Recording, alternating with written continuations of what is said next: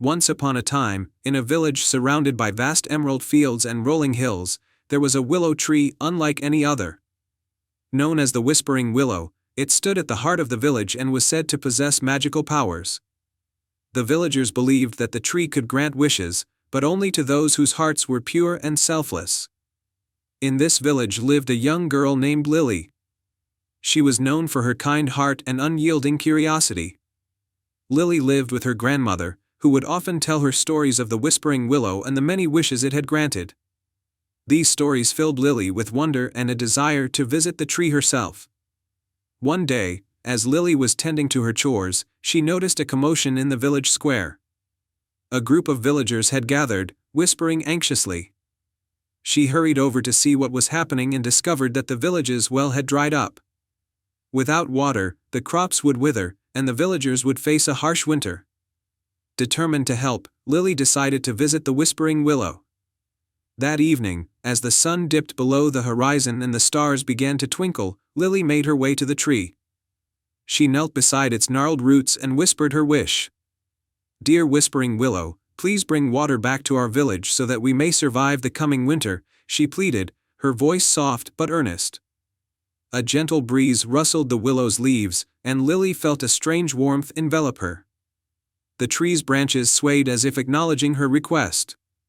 She stayed there for a while, feeling a deep connection to the ancient tree, before heading home with a hopeful heart.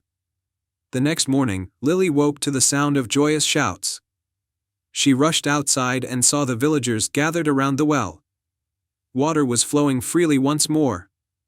The villagers were overjoyed, thanking the Whispering Willow for its miraculous gift. Lily's heart swelled with happiness, knowing that her wish had been granted. Days turned into weeks, and the village flourished. The fields were green, the crops grew tall, and the villagers worked together to prepare for winter. Despite their newfound prosperity, Lily felt that her work was not yet done.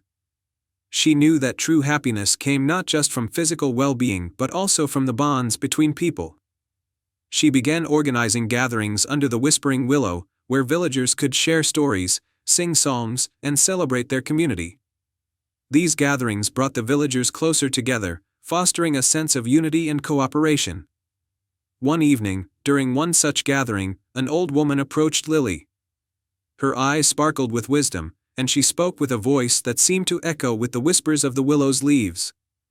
"You have done well, young one," the old woman said. "The Whispering Willow's magic is not just in granting wishes but in bringing out the best in people. Your selfless heart and dedication to your village have made a true difference." Lily smiled, understanding that the magic of the Whispering Willow was intertwined with the goodness in people's hearts. The tree had granted her wish, but it was her own actions and the unity of the villagers that had truly transformed their lives. The story of Lily and the Whispering Willow spread far and wide, becoming a cherished legend. The tree continued to stand at the heart of the village, a symbol of hope and community. Villagers and travelers alike would visit, not just to make wishes, but to remember the power of kindness and togetherness. And so, the village thrived, its people living in harmony, guided by the gentle whispers of the willow tree in the legacy of a young girl's pure heart. They knew that as long as they remained united and kind, the magic of the Whispering Willow would always be with them. And they all lived happily ever after. Once upon a time, in the tranquil kingdom of Celestia, there was a magical forest known as the Enchanted Grove. This forest was renowned for its shimmering flowers and whispering trees. At the heart of the forest stood the Moonstone Tree, a majestic tree with glowing silver leaves that were said to grant a single wish under the light of a full moon. In the village of Starbrook, a young girl named Elara lived with her grandmother. Elara was known for her curiosity and kindness. She often visited the Enchanted Grove to listen to the stories of the whispering trees and help the woodland creatures. Her favorite companion was a mischievous but loyal squirrel named Nutty. One evening, as the full moon began to rise, Elara and Nutty set out to visit the Moonstone Tree. The sky was clear, and the moonlight danced across the forest floor. They arrived at the Moonstone Tree and noticed something unusual. The tree's glow was dim, and its silver leaves seemed to be losing their luster. Elara found a scroll tied to one of the branches. The scroll read, To restore the Moonstone Tree's magic, you must complete 3 tasks. Only those with true hearts will succeed. Determined to help, Elara and Nutty prepared for the first task, the trial of the Whispering Winds. They followed a path that led to a clearing where the winds carried soft, melodic whispers. Elara needed to decipher the whispers to find the right path to the next task. Nutty's sharp ears helped him catch the faint whispers that Elara couldn't quite hear. By listening carefully and following the gentle breeze, they discovered a hidden path leading to a grove with an ancient oak tree. The oak tree, though wise, was saddened and in need of a friend. Elara comforted the oak tree and offered to listen to its stories. The oak shared tales of old, and Elara's kind words and attention lifted its spirits. In return, the oak revealed the way to the next task. The second task was the trial of the shimmering pool. They arrived at a sparkling pool surrounded by iridescent stones. In the center of the pool was a glowing orb that needed to be retrieved. The pool's surface was calm, but Elara had to figure out how to reach the orb without disturbing the delicate balance of the water. Nutty used his nimble paws to carefully place the stones around the pool, creating a stable path. Elara carefully walked across the stones and retrieved the orb. As she held it up, the pool's surface shimmered with a radiant light, signaling the completion of the second task. The final task was the trial of the heart's light. They reached a grove where a group of tiny, glowing fireflies danced around a withered flower. The flower, once vibrant, had lost its light and needed to be revived. Elara and Nutty gathered the fireflies and used their soft light to nurture the flower. Elara spoke gently to the flower, sharing her hopes and dreams. As her words of kindness and encouragement filled the air, the flower began to bloom once more, its petals glowing brightly. With the 3 tasks complete, the Moonstone Tree's glow was restored. Its silver leaves sparkled under the full moon, casting a warm light across the forest. The tree's magic was rejuvenated, and the enchanted grove once again thrived with vibrant energy. Elara made her wish with the Moonstone Tree. I wish for the forest and its creatures to always be safe and happy. The Moonstone Tree's magic enveloped the enchanted grove, ensuring that it remained a place of wonder and harmony. The creatures of the forest rejoiced, and Elara and Nutty were celebrated as heroes. The villagers of Starbrook heard of Elara's adventure and praised her bravery and kindness.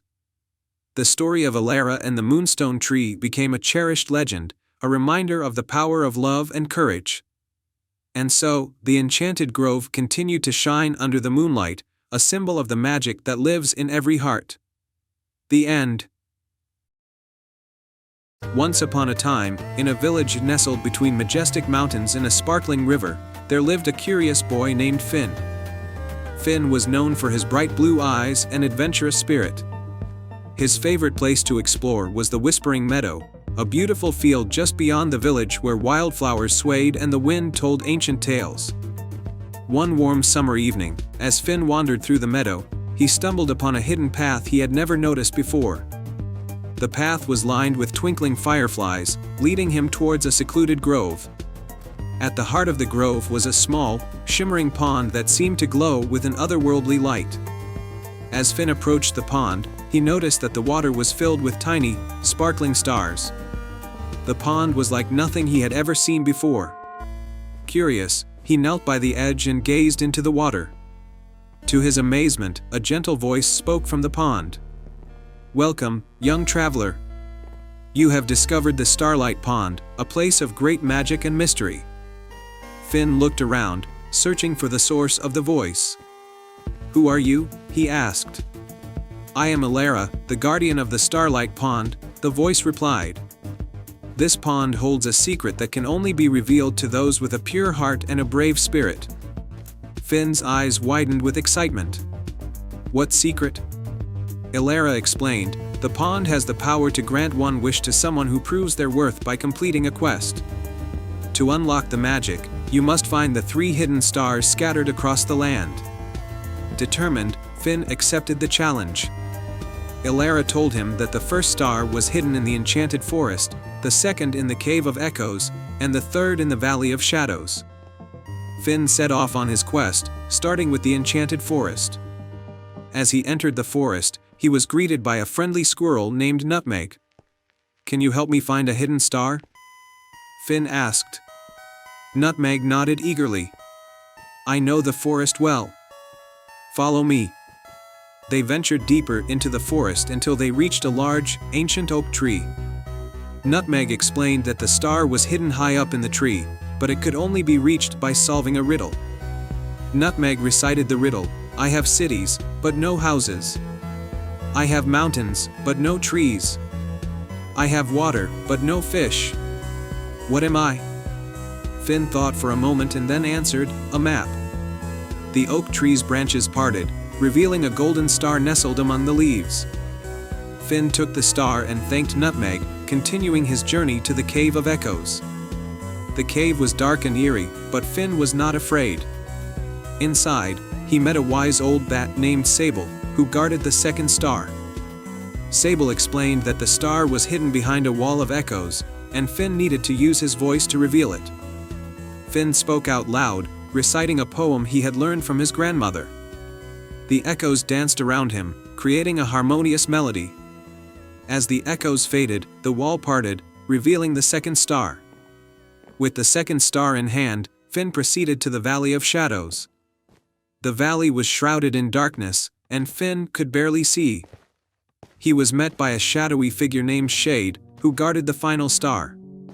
Shade challenged Finn to confront his deepest fear. Finn closed his eyes and took a deep breath, remembering the adventures he had faced and the friends he had made.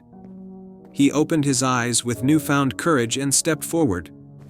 Shade, impressed by Finn's bravery, handed him the final star and said, "You have faced your fears and proven your worth." With all 3 stars, Finn returned to the Starlight Pond. Elara emerged from the water, her form glowing with the light of the stars. She congratulated Finn and asked, "What is your wish?" Finn thought about it and said, "I wish for my village to always be filled with wonder, magic, and joy." Elara smiled and waved her hand. The stars from the pond rose into the sky, casting a brilliant light over the village. The village was soon filled with enchanting creatures, magical events, and a sense of wonder that never faded. Finn returned home, greeted as a hero.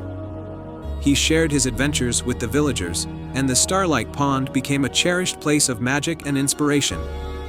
And so, Finn's wish came true, and the village thrived with magic and happiness.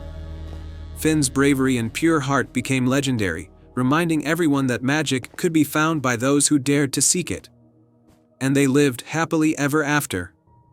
The end. Once upon a time, in a kingdom far away, there was a beautiful princess named Elara. Princess Elara was kind and loved by all the people in her kingdom. She had everything she could ever want, but she always felt that something was missing. She longed for adventure and wished to see the world beyond the castle walls. One sunny day, Princess Elara decided to take a walk by the enchanted lake near the castle. The lake was known for its crystal-clear water and magical creatures. Elara loved visiting the lake and talking to the animals that lived there. As she strolled along the shore, Elara noticed something shining in the water. She leaned over and saw a golden fish swimming near the surface. The fish had sparkling scales that glittered in the sunlight. "Hello, little fish," Elara said, smiling. "You are the most beautiful fish I have ever seen." To her surprise, the golden fish replied, "Thank you, Princess Elara. I am not just any fish. I am a magical fish, and I can grant you one wish." Elara was astonished. "A wish? I have always dreamed of an adventure. I wish to explore the world beyond the castle and help those in need." The golden fish nodded. "Your wish is noble, Princess. I will grant it, but remember, true adventure comes from the heart, and helping others brings the greatest joy." With that, the fish flicked its tail, and a golden light surrounded Elara. When the light faded, Elara found herself in a beautiful forest. She was no longer wearing her royal gown but a simple dress suitable for traveling. Excited and curious, Elara began her journey through the forest. She soon came across a small village where the people looked sad and worried. Elara approached a group of villagers and asked, "What is troubling you, my friends?" An elderly woman replied, "Our village is cursed by a wicked sorcerer who lives in the dark mountains. He has stolen our most precious treasures and cast a spell that makes our crops wither." Ilara's heart filled with determination. "I will help you," she declared. "Show me the way to the dark mountains." The villagers were surprised by her bravery but grateful for her kindness. They gave her a map and some supplies for her journey. Ilara set off towards the dark mountains, determined to break the sorcerer's curse. As Ilara climbed the rugged paths of the dark mountains, she encountered many challenges. She crossed a rickety bridge over a deep chasm, solved riddles from a talking owl, and found her way through a maze of thorny bushes. With each challenge, Ilara grew stronger and more confident. Finally, she reached the sorcerer's castle, a dark and foreboding place. Ilara took a deep breath and entered the castle. She made her way through the dimly lit halls until she found the sorcerer's chamber. The wicked sorcerer, a tall figure in a black robe, looked at her with surprise.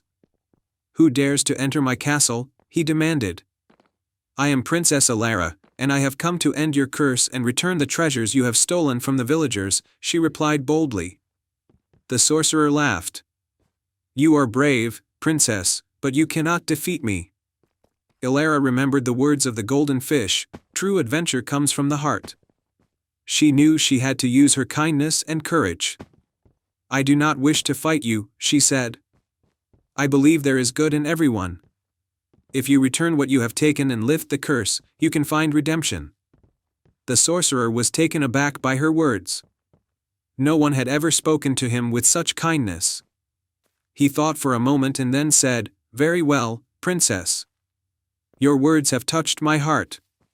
With a wave of his hand, the sorcerer lifted the curse from the village. He returned the treasures and promised to use his magic for good from that day forward.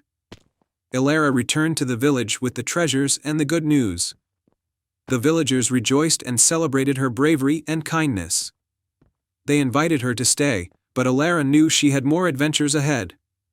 As she continued her journey, Ilara helped many more people and discovered that true adventure was about making the world a better place. She eventually returned to her kingdom, where she was welcomed as a hero. Princess Ilara never forgot the lesson she learned from the golden fish. She ruled her kingdom with wisdom and compassion, and her adventures became the stuff of legends. And so, Princess Ilara lived happily ever after, always ready for the next adventure, knowing that true magic comes from a kind heart and a brave spirit. The end. Once upon a time, in a small village nestled between towering mountains, there was a young girl named Mira.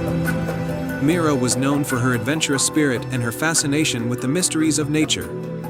The villagers often spoke of an ancient tale about a hidden crystal cavern deep within the mountains, said to be filled with magical crystals that granted extraordinary powers.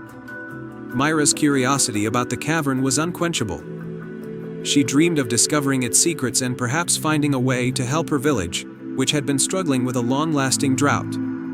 Despite the villagers' warnings about the dangers of venturing into the mountains, Mira felt a deep sense of determination. One crisp morning, as the first light of dawn broke over the mountains, Mira set out on her journey. She carried a small satchel with essential supplies, a map she had drawn from old tales, some food, and a sturdy walking stick. The journey to the cavern was said to be treacherous, filled with natural obstacles and magical creatures. As Mira ascended the rugged mountain paths, she encountered her first challenge, a deep, narrow gorge with a swirling river below.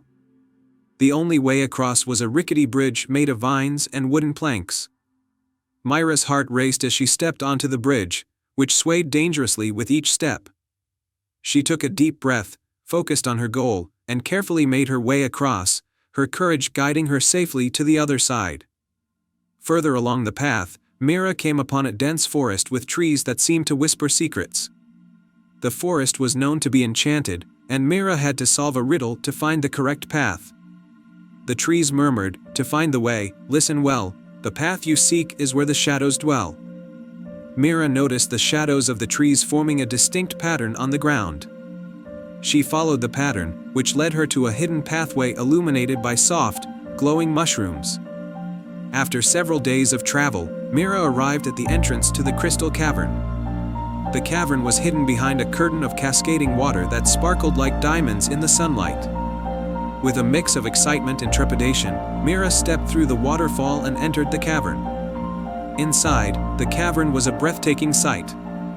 Crystals of every color imaginable adorned the walls, emitting a soft, mesmerizing glow. The air was filled with a sweet, melodious hum, as if the crystals themselves were singing. Mira marveled at the beauty and stepped cautiously further into the cavern. At the heart of the cavern stood a large, glowing crystal known as the Heart of the Mountain. According to the legends, this crystal held the power to end the drought that plagued the village. However, the Heart of the Mountain was guarded by a wise and ancient dragon named Orion. The dragon's scales shone like the crystals, and his eyes glinted with both wisdom and a hint of sadness. Orion greeted Mira with a deep, rumbling voice. "Welcome, brave traveler. You have come seeking the Heart of the Mountain. To earn its power, you must prove your worth." Mira nodded, determined to fulfill her quest.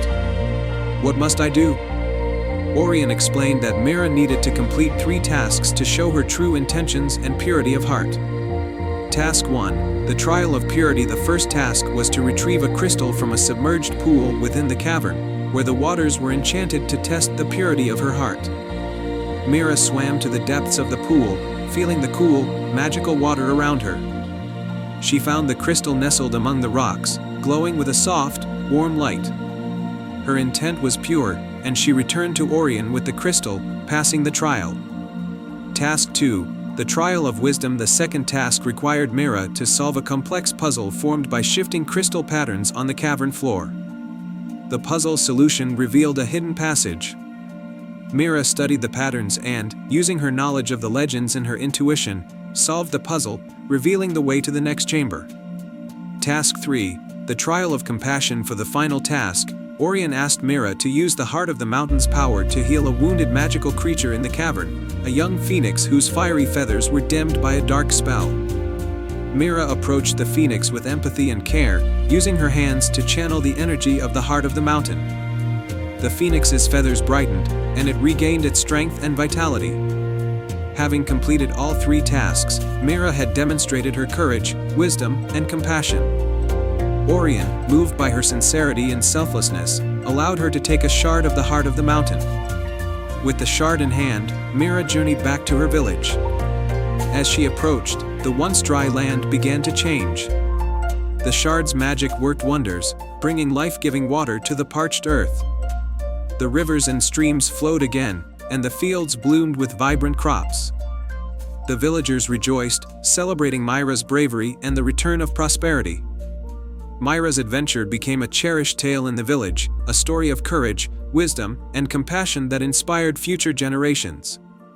As for Mira, she often returned to the mountains, not only to visit Orion but also to share the magic of the Crystal Cavern with those in need. The Heart of the Mountain's power lived on, reminding everyone of the magic that resides within acts of kindness and the strength of a pure heart. And so, under the nurturing rain and the blossoming fields, the village thrived, and Mira's legacy of bravery and wisdom continued to shine brightly. The end. Once upon a time, in a kingdom where the mountains brushed against the sky and the forests whispered ancient secrets, there was a hidden glade known only to a few. This glade housed a pond of extraordinary beauty, shimmering under the moonlight like liquid silver. It was said that the pond had magical properties and could grant a single wish to anyone pure of heart who visited it under the full moon. In the nearby village of Meadowbrook lived a young girl named Mira. Mira was known for her kindness and bravery, qualities that shone through in everything she did. She lived with her grandmother, who had raised her with tales of the moonlit pond. As the full moon approached, Mira decided to seek out the pond and make a wish, to bring happiness to her village, which had fallen on hard times due to a long drought. One night, under the glow of the full moon, Mira set out on her quest. She followed a winding path through the forest, guided by the light of the moon and the twinkling stars. After hours of walking, she finally arrived at the moonlit pond.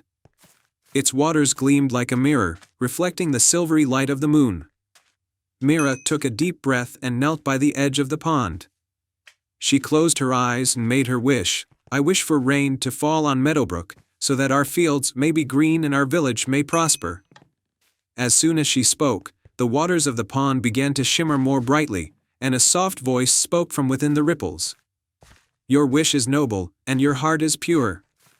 But to grant this wish, you must prove your courage.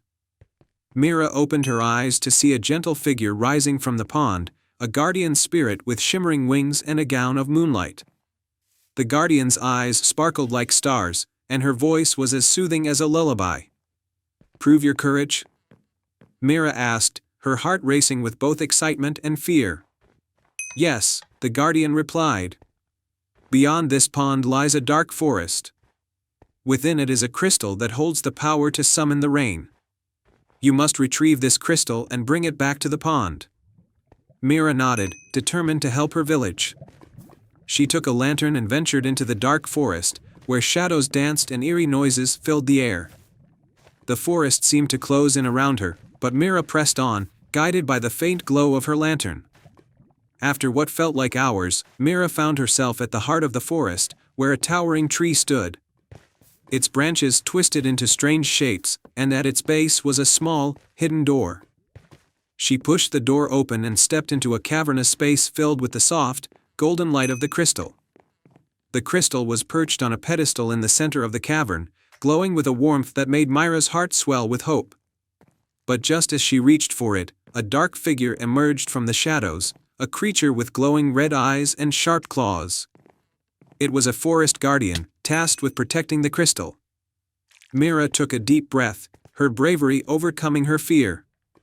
She spoke softly but firmly, I come not to take, but to return with what I need to save my village. The forest guardian hesitated, and Mira continued, my village is in desperate need of rain. I asked not for myself but for them. The guardian's eyes softened as it listened. With a low growl, it stepped aside, allowing Mira to take the crystal. She thanked the guardian and hurried back to the moonlit pond. As she returned to the pond, the guardian's spirit appeared again, her face radiant with approval. Mira placed the crystal on the surface of the water. Instantly, the pond began to bubble, and a gentle rain began to fall, spreading across the sky and soaking the dry earth of Meadowbrook. Mira returned home to find her village transformed. The fields were green, the wells were full, and the people were joyous. Mira's heart swelled with pride and happiness. She knew her village would thrive once more, and it was all thanks to the magic of the moonlit pond and her own bravery.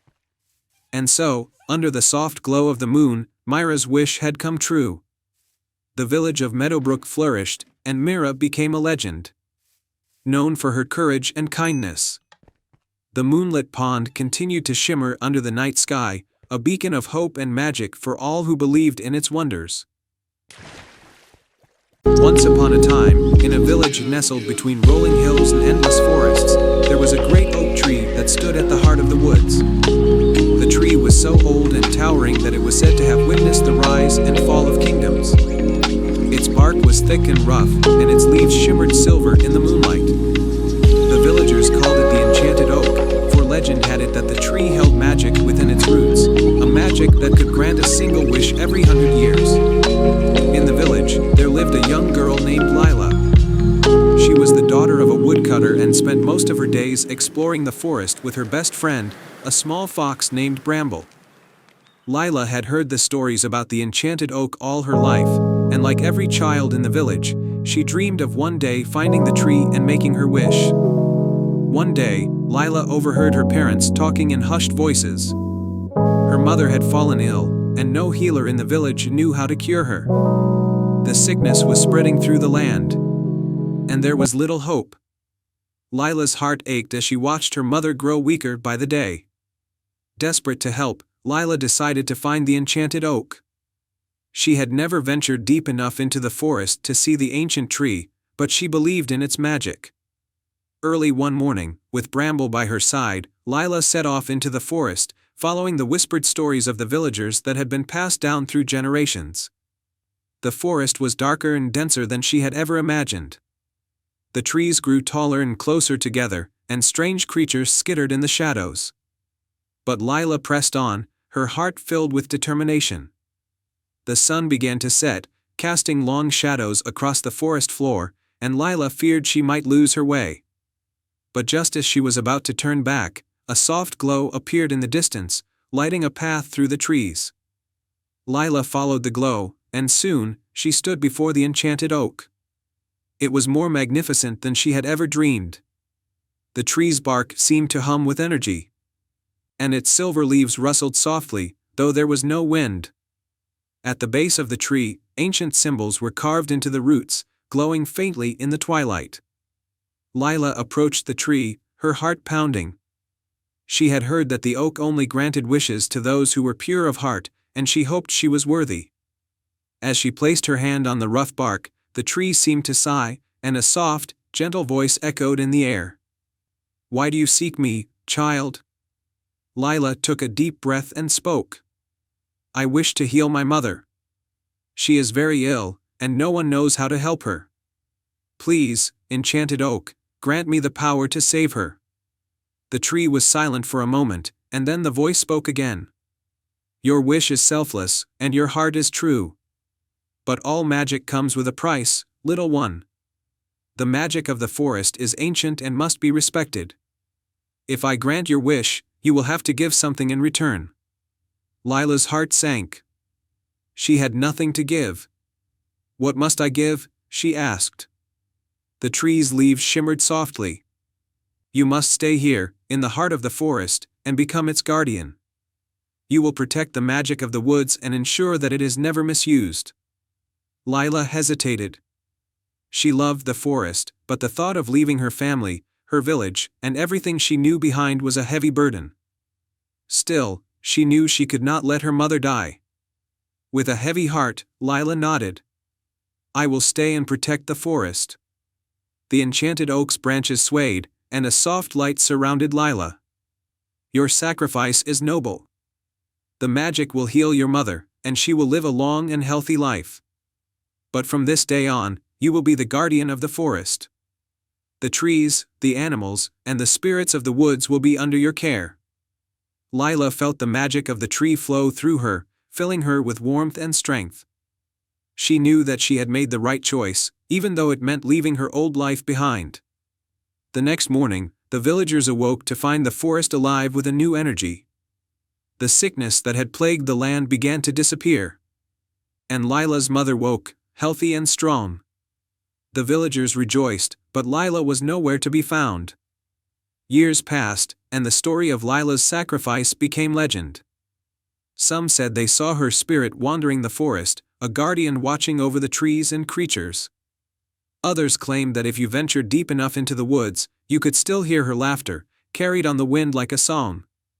And so, the enchanted oak remained, standing tall and proud at the heart of the forest, its magic protected by the brave girl who had given everything to save those she loved. The end.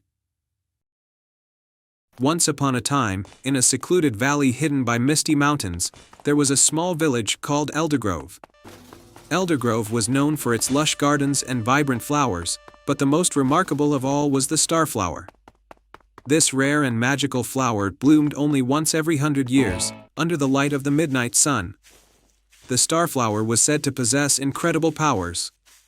Its petals sparkled like the night sky, and it was believed that a wish made while touching the starflower would come true. The villagers eagerly awaited its blooming, but for the past century, the flower had not appeared. Legend had it that the flower's magic had faded because a greedy sorcerer had stolen a part of its power long ago. A courageous girl named Lyra lived in Eldergrove. Lyra had always been fascinated by the starflower and its legend. Unlike the other villagers, who had become resigned to its absence, Lyra believed that if anyone could restore the flower's magic, it was her. She had heard stories about an enchanted forest where the sorcerer had hidden the starflower's lost power. On the eve of the 100th year, Lyra decided to embark on a quest to find and restore the flower's magic. With her trusty satchel and a heart full of determination, she set out towards the enchanted forest, which was known to be filled with mysterious creatures and magical obstacles. As Lyra entered the forest, she was greeted by the soft glow of bioluminescent plants and the whispering of ancient trees.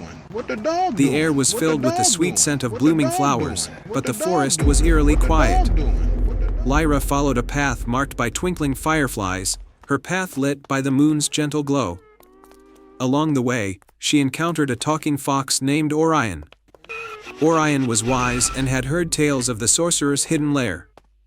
To find the sorcerer's lair, you must solve 3 riddles, Orion advised. Only then will you be able to retrieve the Starflower's lost power. Lyra agreed and followed Orion to a clearing where an ancient stone altar stood. 3 shimmering orbs hovered above the altar, each representing a riddle. The first orb floated closer and the riddle echoed through the clearing. I have cities but no houses, forests but no trees, and rivers but no water. What am I? Lyra thought carefully and answered, a map. The orb glowed warmly and floated back. The second orb came forward, and its riddle was, the more you take, the more you leave behind. What am I? Lyra smiled and replied, footsteps. The orb shone brighter and returned to its place. The third and final orb presented its riddle, I speak without a mouth and hear without ears. I have no body, but I come alive with the wind. What am I? After a moment's thought, Lyra answered, an echo. The orb glowed with a brilliant light and revealed a hidden passage. Orion guided Lyra through the passage, which led to a hidden cave adorned with glittering crystals. At the end of the cave, they found a grand chamber with a pedestal in the center. Resting on the pedestal was a small, ornate box, and inside the box was a vial containing a swirling, radiant essence, the lost power of the Starflower. Just as Lyra was about to take the vial, a shadowy figure appeared. It was the sorcerer, whose eyes gleamed with dark magic. You cannot take what belongs to me, the sorcerer declared. Lyra, though frightened, stood firm. The Starflower's magic must be restored. It's not yours to keep. Not medicine. The sorcerer laughed, the magic belongs to whoever possesses it. But if you are so determined, prove your worth. With that, the sorcerer conjured a storm of illusions and obstacles. Lyra faced illusions of her greatest fears and challenges that tested her resolve. She relied on her courage and the kindness she had shown to others to overcome each challenge. Eventually, Lyra reached the sorcerer and, with a brave heart, offered the vial. This is not for me, she said. It is for the Starflower and for everyone who believes in its magic. The sorcerer was taken aback by Lyra's selflessness. The dark magic dissipated, and the sorcerer's heart softened. Perhaps I was wrong, he admitted. Perhaps there is more to magic than possession. Lyra returned to Eldergrove with the vial. As the midnight sun rose, she poured the essence over the Starflower. The flower's petals bloomed with an ethereal light, and its magic was restored. The village was filled with a radiant glow, and the Starflower's wish-granting power was more potent than ever. The villagers celebrated with joy and gratitude, and Lyra was hailed as a hero. The Starflower's magic brought prosperity and happiness to Eldergrove, and the legend of Lyra's bravery became a cherished story told for generations. And so, the Valley of Eldergrove thrived under the light of the Starflower, a beacon of hope and wonder for all who believed in the magic of selflessness and courage. Once upon a time, in a kingdom where the sky shimmered with countless stars every night, there was a small village named Starlight. The villagers of Starlight were known for their wisdom and their deep connection to the night sky, which they believed was filled with magic and wonder. In this village lived a young boy named Finn. Finn had always been fascinated by the stars. Every evening, he would lie on the grass and gaze up at the night sky, dreaming of adventures beyond the village. One evening, as Finn was stargazing, he noticed a single star that seemed to shine brighter than the others. It twinkled with a mesmerizing, golden light. Finn was so entranced by its brilliance that he lost track of time. Suddenly, the star began to descend slowly, landing gently in front of him. To Finn's astonishment, the star transformed into a tiny, radiant figure, a fairy with delicate wings that glowed like the night sky. she introduced herself as Lyra, the Star Fairy. "Greetings, Finn. I've come to seek your help," she said with a voice like a soft chime. Finn, wide-eyed with excitement, asked, "How can I help you, Lyra?" Lyra explained that she was on a quest to find the Starry Compass, a magical artifact that had been lost for centuries. The Starry Compass was said to have the power to guide anyone to their heart's desire. It was hidden in a mystical land beyond the forest, protected by enchanted creatures and magical puzzles. "I need someone with a pure heart and a brave spirit to help me find it," Lyra said. "Will you join me on this quest?" Finn, eager for an adventure, agreed without hesitation. Lyra sprinkled some stardust over Finn, and they set off on their journey. Their first challenge was to cross the Whispering River, which was known for its mysterious currents and enchanted creatures. As they reached the riverbank, a group of playful water sprites appeared, their laughter echoing through the forest. "Welcome to the Whispering River," said one sprite. "To cross, you must solve our riddle. Answer correctly, and the path will be revealed." Lyra and Finn listened carefully as the sprite spoke the riddle. "I have cities, but no houses. I have mountains, but no trees. I have water, but no fish. What am I?" Finn thought hard, and then his eyes lit up with realization. "A map," he exclaimed. The sprites cheered, and a shimmering bridge made of moonlight appeared across the river. Finn and Lyra crossed safely to the other side. Their next challenge took them to the Forest of Echoes, a magical forest where every sound was repeated by the trees. In the center of the forest stood a grand oak tree with a door carved into its trunk. The door was locked with a combination of melodies. Lyra whispered, "We must play the right tune to open the door. Listen to the echoes and follow their melody." Finn listened carefully to the repeating echoes of the forest. He remembered the lullabies his grandmother used to sing and began humming a gentle tune. The echoes harmonized with his melody, and the grand oak tree's door slowly creaked open. Inside the oak tree, they found a golden chest with intricate designs. Finn opened the chest, revealing a shimmering star-shaped key, the key to the Starry Compass. Lyra's eyes sparkled with joy. "The Starry Compass must be hidden in the celestial caves," Lyra explained. "We're almost there." With the star-shaped key in hand, Finn and Lyra made their way to the celestial caves, which were illuminated by the soft glow of countless crystals. Inside the caves, they faced one final test, a labyrinth of mirrors that reflected light in every direction. To find their way, they had to use the star-shaped key to align the mirrors and create a beam of light that would guide them to the hidden chamber. After some effort, Finn and Lyra succeeded in aligning the mirrors. The beam of light revealed a hidden passage leading to a small, enchanting chamber. In the center of the chamber stood the Starry Compass, glowing with a warm, golden light. Lyra and Finn approached the compass. As they touched it, the compass spun gently and then pointed towards a distant part of the sky. The compass's glow brightened, filling the chamber with a soft, comforting light. "You have done it, Finn!" Lyra exclaimed. "The Starry Compass is now in our hands. With this, we can guide people to their heart's desires and bring hope and joy to the world." Lyra thanked Finn for his bravery and kind heart. As a token of gratitude, she gifted him a small star-shaped pendant that would always remind him of their adventure. As Finn returned to Starlight, the village was abuzz with excitement about his journey. He shared his tale, and the villagers celebrated the return of the Starry Compass. From that day on, Finn was known as the boy who helped find the Starry Compass. The compass's magic brought prosperity and hope to the kingdom, and Finn's bravery became a cherished story passed down through generations. And every night, when Finn looked up at the stars, he felt a special connection to the magical adventure he had experienced and the fairy who had guided him on his journey. Once upon a time, in a kingdom far, far away, there was a village called Linares. The people of Linares were known for their love of the moon, which always shone brightly over their village, casting a silver light that made the nights as beautiful as the days.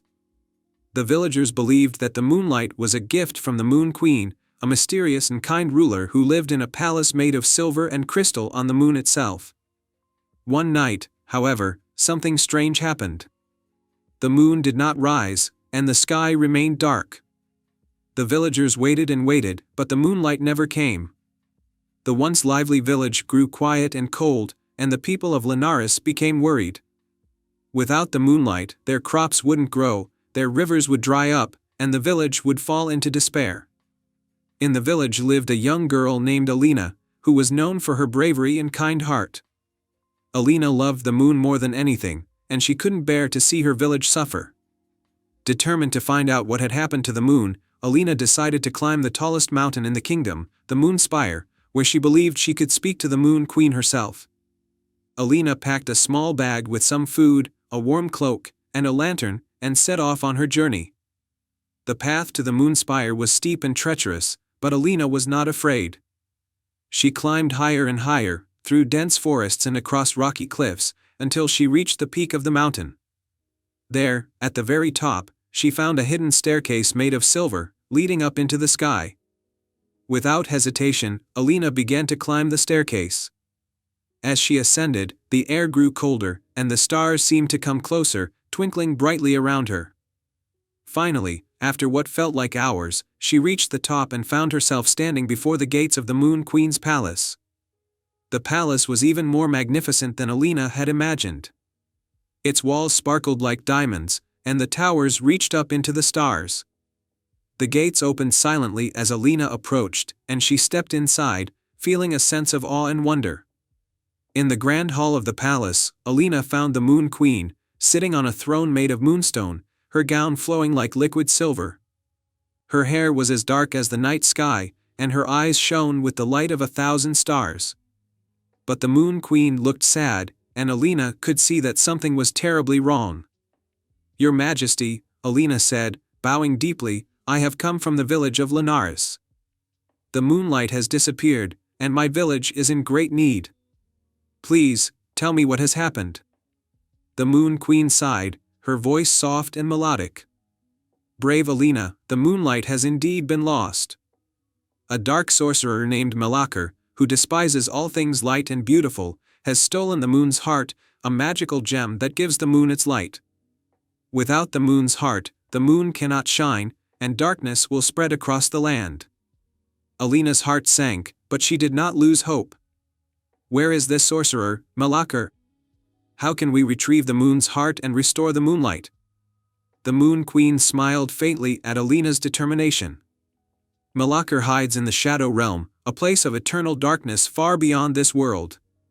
It is a dangerous place, filled with creatures of the night. But if you are willing, I can give you the Silver Star, a star with the power to guide you through the darkness and protect you from harm." Alina nodded without hesitation. "I will do whatever it takes to bring back the moonlight." The Moon Queen waved her hand, and a small, glowing star appeared, hovering in the air before Alina. It was warm and bright, filling her with courage. "Take this, Alina," the Moon Queen said, "and may the light of the Silver Star guide you on your journey."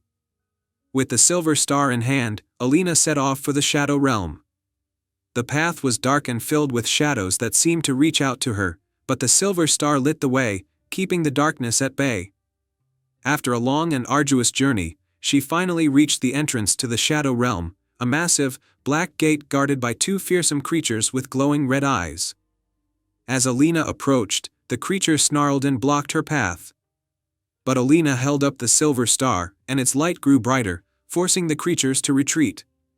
The gate creaked open, and Alina stepped into the Shadow Realm.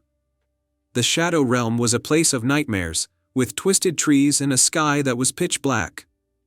The air was cold, and the only sound was the distant echo of Malakar's cruel laughter. Alina felt a shiver run down her spine, but she held the Silver Star close, its light giving her the strength to continue. Deep within the Shadow Realm, in a dark fortress made of obsidian, Alina found Malakar. He was a tall, menacing figure with eyes as dark as the void and a wicked smile. In his hand, he held the moon's heart, its light dim and flickering. "So, the little girl from Linares has come to face me," Malakar sneered. "You think you can defeat me and take back the moon's heart? You are no match for my power." Alina stood her ground, the Silver Star glowing brightly in her hand. I am not afraid of you, Melakar. The moonlight belongs to the people of Linares, and I will do whatever it takes to restore it."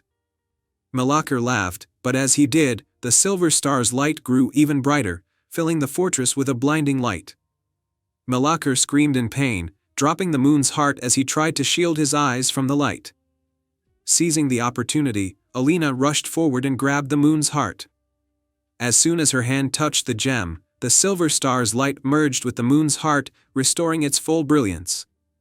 The darkness in the shadow realm began to dissolve, and Melakar's power faded until he was nothing more than a shadow himself. Alina hurried back to the Moon Queen's palace, the moon's heart shining brightly in her hands. When she arrived, the Moon Queen stood waiting, her face filled with joy and gratitude. "You have done it, Alina," the Moon Queen said, taking the moon's heart from her. "You have restored the light of the moon and saved your village. You are truly a hero." Alina blushed, but her heart was filled with happiness. The Moon Queen placed the moon's heart back into the sky, and at once, the moon began to shine again, its light more beautiful than ever before. The village of Linares was saved, and the people rejoiced as the moonlight returned, casting its silver glow over the land. The Moon Queen offered Alina a place in her palace, but Alina chose to return to her village, where she continued to tend to her garden and care for her people. But every night, as the moon rose high in the sky, Alina would look up and smile, knowing that she had played a part in bringing its light back to the world. And so, the village of Linares thrived under the gentle glow of the moon, its people forever grateful to the brave young girl who had restored their beloved moonlight. The end. Once upon a time, in a peaceful village called Meadowbrook, there stood an ancient and majestic willow tree known as the Whispering Willow. Its long, cascading branches seemed to touch the ground, creating a curtain of green that rustled softly in the wind. The villagers believed that the Whispering Willow had a special magic, for it was said to whisper secrets and wishes to those who listened closely. In the heart of Meadowbrook lived a curious and kind-hearted girl named Lila. Every day, she would sit beneath the Whispering Willow, listening to its gentle whispers and dreaming of adventure. Lila's heart was full of wonder, and she often wondered if there was more to the tree's magic than just its soft, comforting whispers. One evening, as the sun set and the first stars began to twinkle in the sky, Lila heard a particularly clear whisper from the willow. "Seek the lost star that fell from the sky," it said, "and restore the light that once was." Lila's heart leapt with excitement. She had always loved stories of fallen stars and magical quests. Determined to uncover the truth behind the willow's message, she set out on a journey to find the lost star. As Lila walked through the village and into the surrounding forest, she noticed the landscape changing. The trees grew taller and denser, and the air seemed to shimmer with a soft, otherworldly light. Guided by the whispers of the willow and the twinkling of the stars above, Lila ventured deeper into the forest. After walking for a while, she came across a sparkling stream. The water was crystal clear, and it seemed to glow with a faint, blue light. On the banks of the stream, Lila found a small, glimmering stone that seemed to pulse with a gentle light. Realizing that this might be the lost star, she carefully picked it up and examined it. Just then, a graceful figure appeared beside her. It was a beautiful, ethereal creature with delicate wings and a shimmering gown, a star fairy. The star fairy's name was Seraphina, and her eyes held the wisdom of the ages. "You have found the lost star," Seraphina said with a warm smile. "It fell from the sky long ago, and its light has been missing from the night sky ever since. But to restore its light, you must journey to the summit of stars, where the sky meets the earth."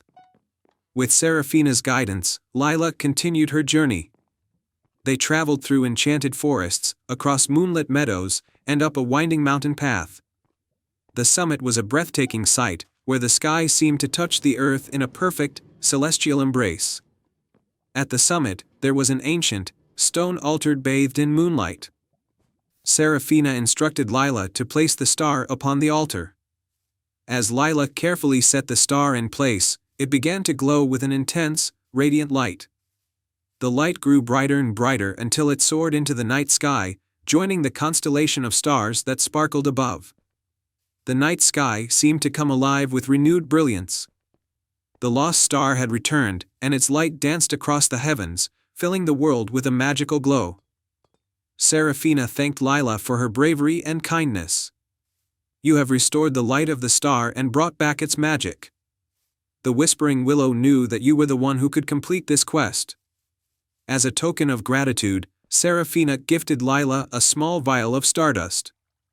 "This stardust will allow you to make a wish and speak to the stars whenever you desire." Lila returned to Meadowbrook with a heart full of joy and wonder. The villagers celebrated her bravery and the return of the star's light. The Whispering Willow, too, seemed to whisper with newfound joy and gratitude. From that day on, Lila continued to listen to the whispers of the willow and the twinkling of the stars. She used the stardust to make wishes that brought happiness and wonder to her village. The tale of the lost star and the brave girl who restored its light became a cherished story, reminding everyone of the magic that lies in believing and following one's heart. And so, Meadowbrook thrived under the glow of the stars, forever enchanted by the magic of the Whispering Willow and the brave girl who brought back the light of the night sky. The end. Once upon a time, in a village tucked away at the edge of an ancient forest, there lived a kind-hearted girl named Elara. The village was known for its starry nights, as the sky above seemed to sparkle with countless stars, more than anywhere else in the world. The villagers believed that each star held a wish waiting to be granted. One crisp autumn evening, as the first frost began to touch the earth, Elara's grandmother fell ill. Despite the best efforts of the village healer, the old woman's condition worsened. The villagers were concerned, but none knew how to help. Elara, desperate to save her beloved grandmother, remembered the old village legend that spoke of a magical star that could grant a wish if captured before dawn. Determined to help her grandmother, Elara decided to seek out the magical star. As night fell, she wrapped herself in a warm cloak and set out into the forest, guided by the shimmering light of the stars. The forest was silent except for the gentle rustling of leaves and the distant hoot of an owl. Elara reached a small clearing where the stars seemed to shine even more brightly. She carefully set up a small, silver net, an old family heirloom said to capture the light of a star. As she waited, she noticed a star glowing more intensely than the rest, its light pulsing with a rhythmic brilliance. With hope in her heart, Elara reached for the glowing star with the silver net. Just as she was about to capture it, the star's light formed into a gentle, glowing figure. It was a radiant being with wings like delicate gossamer and eyes that sparkled like the night sky. "Greetings, Elara," the star being said with a voice like a soft breeze. "I am Astra, the star guardian. I see that you seek my help for a noble cause. Why do you wish to capture me?"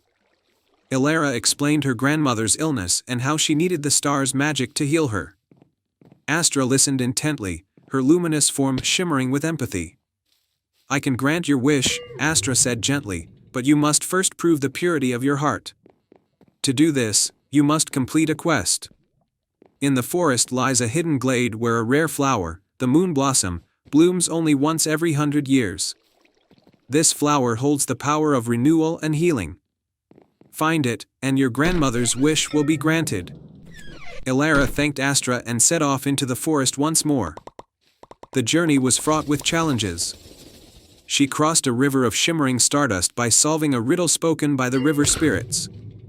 She navigated through a labyrinth of ancient trees by following the whispers of the wind. Finally, she arrived at the hidden glade just as the first light of dawn began to break. The glade was bathed in a soft, silvery glow, and in the center stood the moon blossom, its petals glowing with a radiant light. Elara approached the flower with reverence, gently picking it and cradling it in her hands. As she turned to leave, she noticed a small, golden veil at the base of the flower. She took it as well, knowing it might be part of the quest's completion. Returning to the village, Elara rushed to her grandmother's side. She placed the moon blossom and the golden veil next to her. A soft glow enveloped the room as the flower's magic began to take effect. The warmth of the light spread through the old woman, and her breathing grew steady and calm. By morning, Elara's grandmother awoke, her health restored by the magic of the moon blossom. The village rejoiced, and Elara's bravery and kindness became a cherished tale. The villagers celebrated not only the grandmother's recovery but also the power of selfless love and perseverance. As for Astra, she watched from the night sky, her light twinkling with approval. Elara's pure heart and determination had proven worthy of the star's magic. The story of the Starlit Wish became a beloved legend in the village, a reminder of the power of hope and the magic that lies in the stars above. And so, Elara and her grandmother lived happily in the village, surrounded by the sparkling beauty of the starlit sky. Their lives forever touched by the magic of a single wish. Once upon a time, in a land far beyond the mountains and deep within the heart of a lush forest, there stood a magnificent castle known as the Moonlight Castle. The castle was bathed in silver light every night as the moon shone brightly upon its towers and walls. It was said that the moonlight had magical properties, making the castle a place of wonder and enchantment. In a cozy den at the edge of the forest lived a small, clever fox named Felix. Felix was known for his quick wit and bravery. Though he was small, he had a big heart and a sense of adventure. Every night, he would gaze at the Moonlight Castle from afar, dreaming of the day he might explore its secrets. One evening, as the full moon rose high in the sky, Felix noticed something unusual. The moonlight that usually danced around the castle seemed to flicker and fade. Concerned, Felix decided that he must find out what was happening. With a determined spirit and a bit of courage, he set off towards the Moonlight Castle. As Felix approached the castle, he saw that the once brilliant moonlight had turned into a dull, pale glow. The castle gates were locked, and there was no way in. Felix spotted a small, hidden door at the side of the castle, slightly ajar. With a twitch of his nose and a careful push, he slipped inside. The interior of the castle was just as magical as he had imagined, with walls covered in shimmering tapestries and floors adorned with sparkling jewels. Felix followed the faint light through winding corridors until he reached a grand hall where a beautiful, silver throne stood. Sitting on the throne was a sorrowful figure, a young princess with silver hair and a sparkling gown. She looked out of the window, her eyes filled with sadness. Felix approached her quietly. "Hello," Felix said softly. "I'm Felix, a little fox from the forest. I noticed the moonlight has dimmed, and I came to see if I could help." The princess turned to him with a gentle smile. "I am Princess Celine. The moonlight is fading because my magic, which keeps the castle bright, is weakening. To restore it, I need 3 magical ingredients: a tear from the moon, a feather from the phoenix, and a drop of stardust." Felix's eyes sparkled with determination. "I will find these ingredients for you, Princess Celine." Princess Celine gave Felix a tiny crystal vial. "This will help you gather the ingredients. The first place you should go is the Moonlit Lake, where the moon's tear can be found." Felix thanked the princess and hurried to the Moonlit Lake. The lake was serene, with the moon's reflection casting a silver glow. At the center of the lake, a beautiful tear-shaped gem floated on the water's surface. Just as Felix was about to reach for it, a large, shimmering fish jumped out of the water and spoke. "To take the tear, you must answer my riddle. What has keys but cannot open locks, and has space but no room?" Felix thought for a moment and then replied confidently, "A piano." The fish nodded approvingly and allowed Felix to take the tear. With the first ingredient secured, Felix continued his journey. Following the directions, Felix found himself in a dense, fiery forest. The air was warm, and the trees glowed with an orange light. He spotted a phoenix perched high on a branch, its feathers radiant and fiery. "Hello, Phoenix," Felix called up. "I need one of your feathers to help restore the moonlight." The phoenix flapped its magnificent wings and descended gracefully. "To earn my feather," the phoenix said, "you must show true bravery. Save one of my eggs that has fallen from the nest." Felix spotted the fallen egg among the fiery underbrush. With great care, he picked it up and returned it to the nest. The phoenix, impressed by Felix's bravery, gave him a shimmering feather. With the second ingredient in his possession, Felix ventured to the last location, the Stardust Meadow. The meadow was filled with sparkling lights floating through the air. Felix carefully collected a drop of stardust into the crystal vial.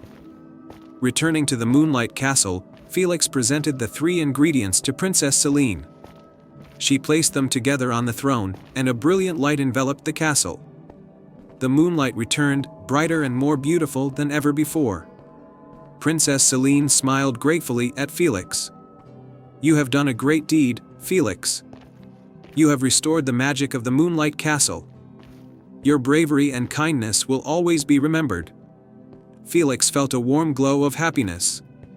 As a token of her appreciation, Princess Celine gave Felix a small, magical moonstone. "This will light your way in the darkest of times." Felix returned to his cozy den with the moonstone, feeling proud of his adventure. The forest seemed even more magical under the renewed moonlight, and Felix knew that he had made a difference. And so, the Moonlight Castle remained a beacon of enchantment, and Felix, the brave little fox, was celebrated as a hero in the kingdom. The stars twinkled brightly every night, and Felix lived happily ever after, always ready for his next adventure. Once upon a time, in a kingdom nestled between the rolling hills and vast oceans, there was a small village called Glimmerbrook. This village was renowned for its beautiful gardens, which were said to be blessed by the stars themselves. The most extraordinary of these gardens belonged to a kind-hearted girl named Lyra. Lyra had inherited the garden from her grandmother, who had taught her the secrets of nurturing the magical plants that grew there. Every night, the flowers in Lyra's garden would glow softly, as if kissed by starlight, and their sweet fragrance would fill the air. One evening, as Lyra tended to her garden, a soft voice called out from the shadows. It was a fairy named Alara, her wings shimmering like silver moonlight. "Lyra," said Alara, "your garden is beautiful, but it holds a greater destiny. The stars have chosen you for a special task."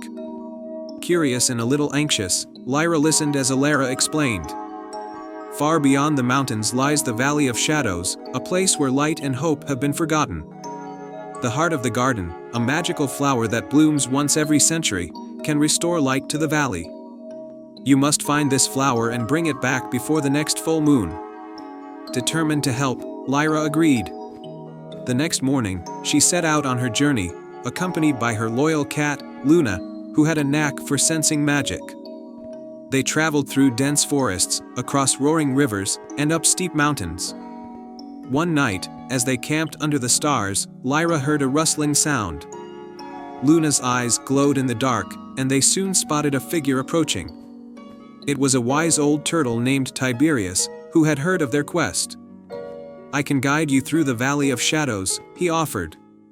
"But beware, the valley is guarded by a sorrowful spirit who will try to discourage you." With Tiberius leading the way, Lyra and Luna finally reached the edge of the Valley of Shadows. The air was heavy, and the once vibrant land was now bleak and desolate. As they ventured deeper, they encountered the spirit, a ghostly figure named Seraphina. Seraphina's voice was a whispering wind, filled with sadness. "Turn back, young one. This place is lost, and no flower can restore it." But Lyra, with her heart full of hope, replied, "I believe in the power of the heart of the garden. Please, let me try." Seraphina was moved by Lyra's determination. "Very well," she sighed. "If you can find the flower, perhaps there is hope after all." With renewed resolve, Lyra and her companions searched the valley. After what felt like days, they stumbled upon a hidden grove where the heart of the garden lay dormant, its petals closed tightly. Lyra gently touched the flower, and it began to bloom, radiating a light so pure that it chased away the shadows. The Valley of Shadows transformed before their eyes. Flowers began to bloom, the air grew lighter, and the sun pierced through the clouds. Seraphina's spirit smiled, finally at peace, and she vanished into the light. Lyra carefully carried the heart of the garden back to Glimmerbrook, where it took root in her garden. The magical flower's light spread throughout the village, bringing prosperity and happiness to all. Lyra's bravery and kindness became a legend, and the starlit garden continued to bloom, a testament to the power of hope and the magic of the stars. And so, Lyra, Luna, and the village of Glimmerbrook lived happily ever after, under the watchful eyes of the stars. I hope you enjoyed the tale. Once upon a time, in the heart of a lush, enchanted forest, there was a hidden lake known as Silver Lake. The lake was named for its surface, which shimmered like liquid silver under the moonlight. The villagers who lived nearby had heard tales of the lake's magical properties, but it had remained a mystery for generations. In the village of Meadowbrook lived a courageous girl named Arya. Arya had a deep connection with nature and often explored the forest, talking to the animals and tending to the plants. She had grown up listening to her grandmother's stories about Silver Lake and its mystical powers. Her grandmother had once told her that the lake could reveal great secrets to those who were pure of heart and sought it with a noble purpose. One summer evening, a severe drought struck Meadowbrook.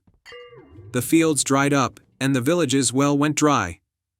The villagers were worried and unsure of how to save their crops and livestock. Arya decided that if Silver Lake truly held a secret that could help, she would find it. With a heart full of hope and determination, she set out towards the forest to seek the lake. As Arya ventured deeper into the forest, she followed the gentle, musical notes of a mysterious melody that seemed to guide her way. The melody grew stronger as she neared the heart of the forest, where the trees were taller and the air was cooler. After a long trek, Arya arrived at a hidden glade bathed in the silver light of the full moon. In the center of the glade was Silver Lake, its surface reflecting the moonlight like a sheet of shimmering silver. The lake was surrounded by ancient trees and glowing flowers, creating an aura of serene beauty. Arya approached the lake and knelt by its edge, peering into its depths. She spoke softly, "Great Silver Lake, I have come seeking your help. My village is suffering from a terrible drought, and we need your magic to restore our land." As she finished speaking, the water in the lake began to swirl, and a soft, ethereal voice echoed from its depths. "To save your village, you must first find the heart of the lake. It lies hidden where the silver moonlight meets the forest's heart." Arya looked around and noticed a silver beam of moonlight shining through a gap in the trees. She followed the beam to a large, ancient oak tree at the edge of the glade. The tree's trunk was covered in intricate carvings of stars and moons. At its base, Arya discovered a small, hidden door. With a bit of effort, she opened the door to find a staircase descending into the earth. Arya carefully made her way down the stairs, which led to an underground chamber bathed in the soft glow of moonlight. In the center of the chamber was a pedestal with a beautiful, crystalline heart resting upon it. The heart of the lake glowed with a gentle, pulsating light. As Arya approached the pedestal, the chamber filled with a soothing, melodic sound. The heart of the lake seemed to resonate with the melody, and Arya felt a warm, comforting energy enveloping her. She carefully took the heart of the lake and felt its power surging through her. The voice from the lake spoke again, "Return to your village with the heart, and let its magic flow into the land." Arya made her way back to Meadowbrook with the heart of the lake. As she arrived at the village, she held the heart high above her head. A soft, radiant light emanated from it, and the ground began to tremble gently. The once dry well started to fill with fresh, clean water, and the parched fields began to turn green once more. The villagers gathered in amazement as the magic of the heart of the lake restored their land.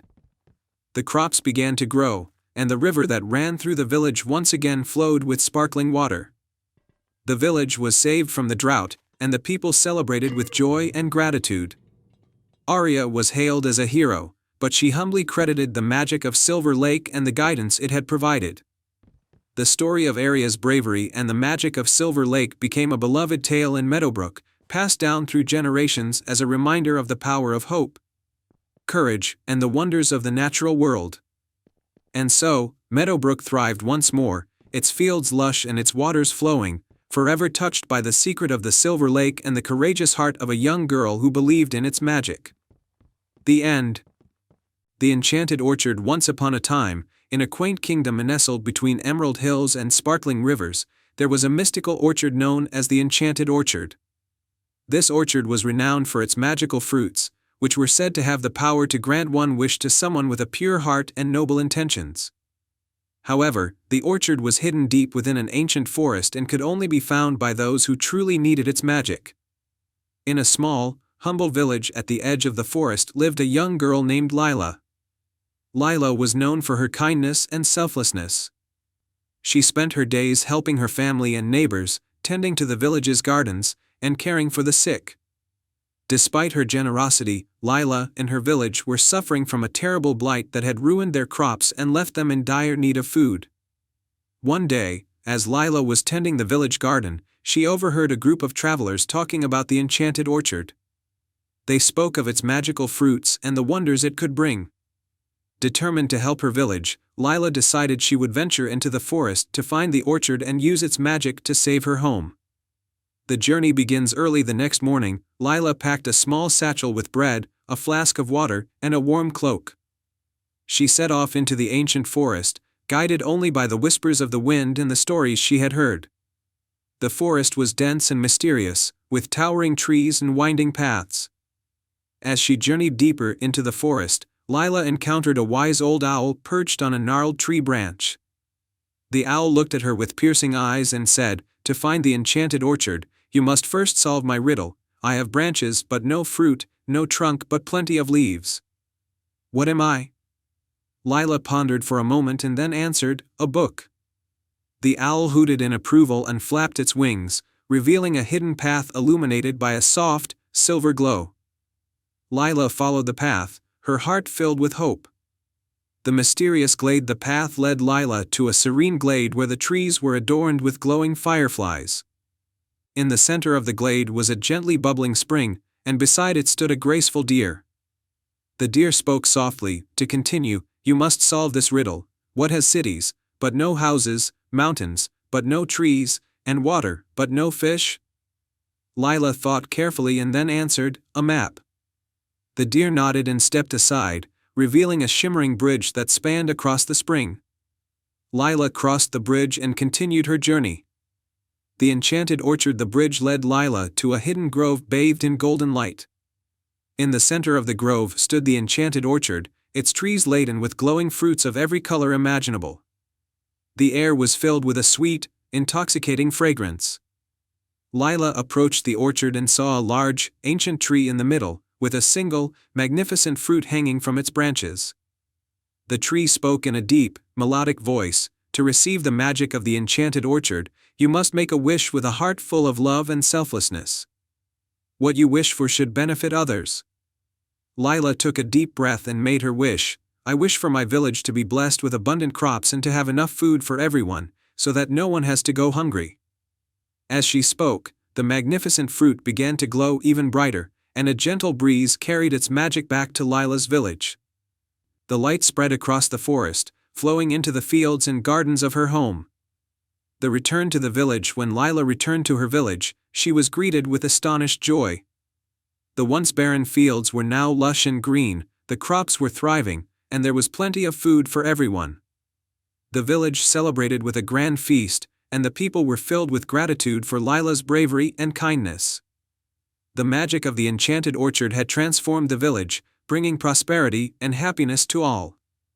Lila was honored as a hero, and her story became a cherished legend, passed down through generations as a reminder of the power of selflessness and the magic that lies within a kind heart. And so, Lila's village continued to thrive, forever blessed by the magic of the enchanted orchard and the loving heart of one extraordinary young girl. Once upon a time, in a kingdom known for its breathtaking meadows and sparkling rivers, there was a small village called Starfield.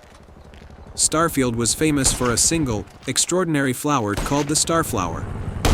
This rare flower bloomed only once every 100 years under the light of the full moon and was said to hold the secret to endless happiness. In this village lived a kind-hearted girl named Elara. Elara was known for her love of nature and her deep sense of wonder. She had heard stories about the starflower all her life and dreamed of seeing it in bloom. However, as the time for the starflower's appearance approached, a mysterious fog began to cover the kingdom, preventing the villagers from reaching the meadow where the starflower grew. Determined to see the starflower and bring its magic to her village, Elara decided to embark on a quest to uncover its secret. She packed a small satchel with essentials, her grandmother's old compass, a lantern, and a book of local legends. With her trusty cat, Whiskers, by her side, Elara set off towards the fog-covered meadow. As they ventured into the fog, Elara and Whiskers encountered a wise old owl perched on a branch. The owl's eyes glowed like the moon, and it greeted them with a knowing look. "Greetings, brave traveler," the owl said. "The path to the Starflower is obscured by the fog. To clear the way, you must find 3 enchanted items hidden within the forest." Elara nodded, her resolve strengthening. "What are these items?" The owl replied, "The items are a moonstone, a silver feather, and a crystal tear. They hold the power to dispel the fog and reveal the path to the Starflower." With this knowledge, Elara and Whiskers set off to find the enchanted items. Their first destination was the Moonstone Cave, a hidden grotto said to glow with moonlight. Inside the cave, they found the moonstone resting on a pedestal surrounded by shimmering crystals. To retrieve it, Elara had to solve a puzzle etched into the pedestal. "I am not alive, but I grow. I don't have lungs, but I need air. I don't have a mouth, but water kills me. What am I?" Elara thought carefully and answered, "Fire." The pedestal opened, and the moonstone was revealed. Next, they journeyed to the Whispering Grove, where the silver feather was said to be hidden. The grove was filled with trees that seemed to whisper secrets to one another. As Elara walked among them, a gentle breeze rustled the leaves, revealing a nest high in the branches. In the nest was a magnificent silver feather, glowing softly. As she carefully retrieved the feather, the whispers of the grove grew more harmonious, guiding her to her next destination.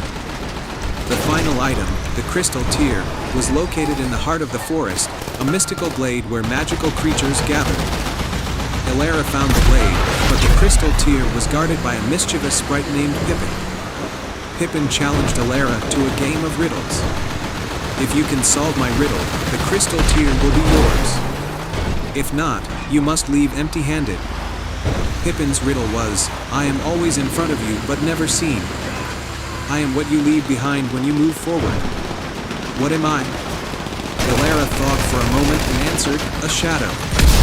Pippin smiled and handed over the crystal tear, acknowledging Elara's cleverness. With the 3 enchanted items, Moonstone, Silver Feather, and Crystal Tear, Elara and Whiskers returned to the fog-covered meadow. As they approached, Elara placed the items in a special order she had learned from the legends. The Moonstone was set on a pedestal, the Silver Feather was gently placed beside it, and the Crystal Tear was held high. The fog began to lift, revealing a path leading to the heart of the meadow. There, bathed in moonlight, was the Starflower, its petals shimmering with a radiant, ethereal glow. The sight was even more magnificent than Elara had imagined. As Elara approached the Starflower, a soft voice filled the air. "You have shown great bravery and determination. The secret of the Starflower is not just in its beauty but in the joy you've brought to others through your quest." With this realization, Elara felt a deep sense of happiness. She knew that the magic of the Starflower would be a beacon of hope and joy for her village. As she returned to Starfield, the fog had completely vanished, and the villagers greeted her with cheers and celebration.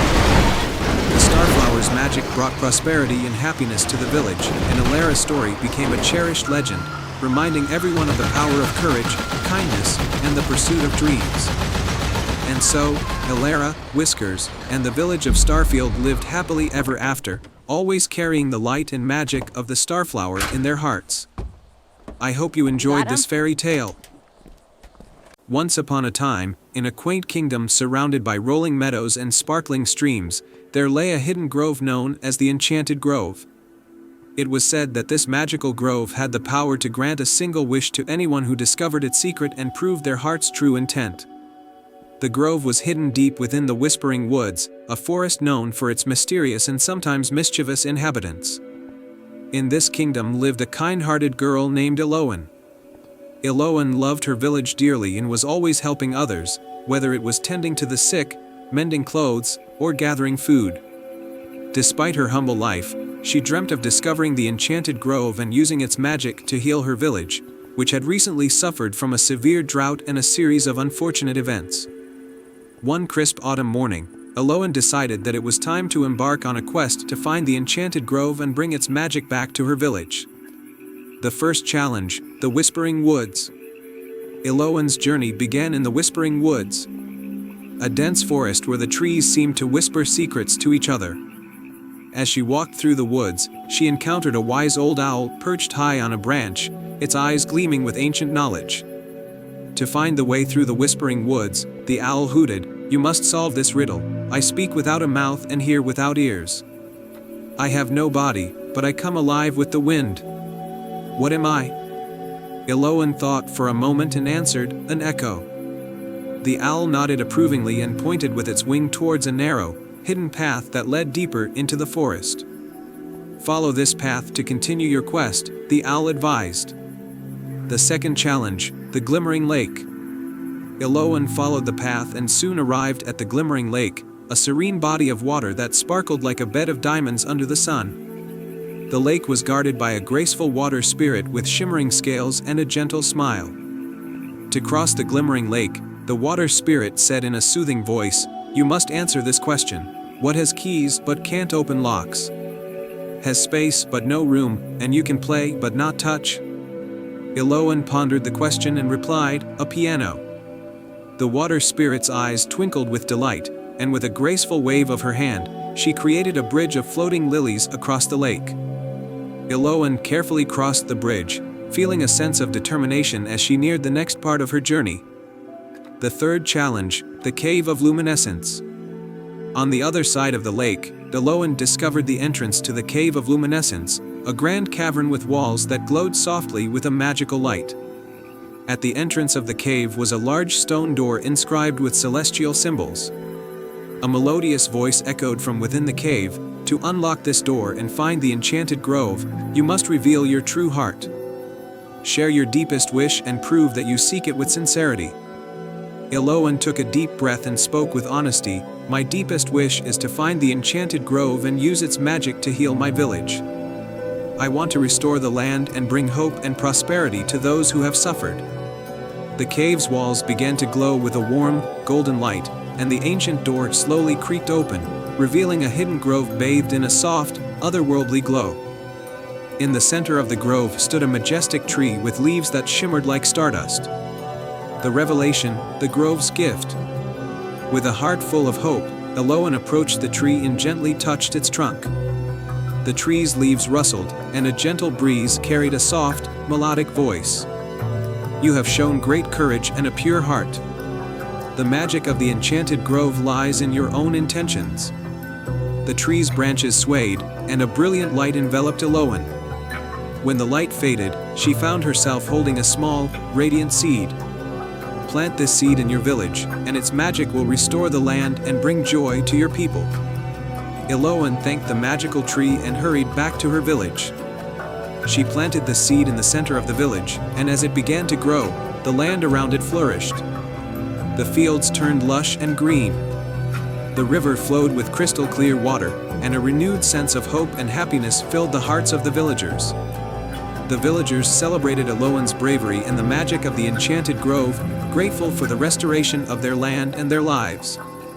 The tale of Iloan's quest and the enchanted grove became a cherished story in the kingdom, a reminder of the power of a pure heart and the magic that lies within the simplest of acts.